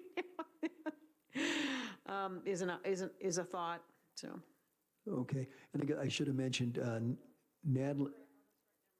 Natalie had mentioned that she's got something on the 19th. Denise is also out of town on the 19th. And then that's a Saturday. And then on Saturday the 26th, Natalie's going to be in Chicago. So that kind of puts the kibosh on some of our planning there. Well, tell you what, I'll send out an email tomorrow with what I do know, and then maybe we can kind of vote. How about Michelle, Mayor? Oh, I'm sorry, Michelle, you're out there? I'm out here. Yes to Tuesday at 4:30, the 22nd. Okay, so you could do that. And I don't, did you hear us talking about other dates? Yeah, if we push out to March, that first Saturday in March, since people are gone on the 19th and 26th. Okay. All right. So I guess I'll send out an email, and then we'll try to find a date that works for everybody. Hey, how would a Sunday work? Sunday's okay? All right, I guess this Sunday is Super Bowl, and I suspect that Natalie will still be sick, yeah. Yeah, okay. All right, well, so the ball's in the air on that one. I'll stay tuned. That's all I've got. Anybody else have anything? I just want to continue to encourage the use of masks for the foreseeable future, for council, the city, everybody. Okay. I was listening. Oh, Judy, I have something real quick. And Nancy, I would like to concur with that. Thank you. Thank you for that sentiment. Yes, thank you so much for that. Michelle? I have correspondence. I know it's not really cold right now or freezing temperatures. The next time we get moisture, if we could please put salt on the two major parking lots, Canyon parking lot and Wichita, because people are slipping in those early mornings walking to their car from the sidewalk. The parking lot right behind City Hall looks really icy too. I mean, it's hard because it melts all the day. parking lot. And then you have to throw the sand on it at night. It's tricky, but that's icy too. Okay, all right. Would C-Click Fix be an appropriate thing to use for the ice? Because it's been the worst I've ever seen it. And Yes, we actually have an item in C-Click Fix for ice. For ice, okay. And pictures and where it's located. And one of the struggles we're having is that we had the real cold temperatures, and then it gets warm. Yeah. And then cold again in the evenings, and we're putting sand on it, and Yeah. it's just there. And it's tough, and it's probably part of climate change and everything else. So we're finding more challenges to get the ice out of there. Yeah, I recognize that. It's just, I was watching my very elderly neighbor today trying to chip away at a little bit of ice, and he'd had a stroke earlier, and I'm like, oh dear. Yeah, any help if you see something really bad, and they're always going out and trying to get the ice, but if you see something, get it in there, and Okay. we'll head out there. All right, thanks. Great. If there's nothing else from council, let's go to the city administrator's report. Mr. Cheney? Yes, just the CSU for the MAPS project. CSU is far enough along at this point. So Monday, Wildcat should be back out there, and we'll work in earnest to get the project done. So that's where we're at this point. That's all I have. Thank you. Denise? Just a couple, again, reminding everybody, can you hear me? To sign up at the peak alerts, it's on our website. Please sign up. We're trying to get as many people as possible signed up for that, and we'll continue to push.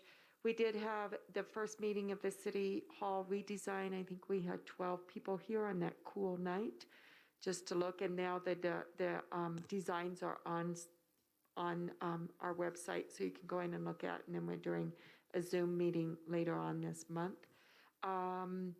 Also, the vaccination clinic is coming up, so please encourage people to attend. We've had really good success these last couple of times, about 100 per each one. So please encourage to get the boosters or vaccinations, whatever may happen in the kids, to bring kids to for that. So that is exciting. And then I want to announce our individuals did get their Class A licensure for the water treatment plant, and that is huge. So I was able to pass the test, and we'll be celebrating this week on that. So that was a very big thing for our city. Great.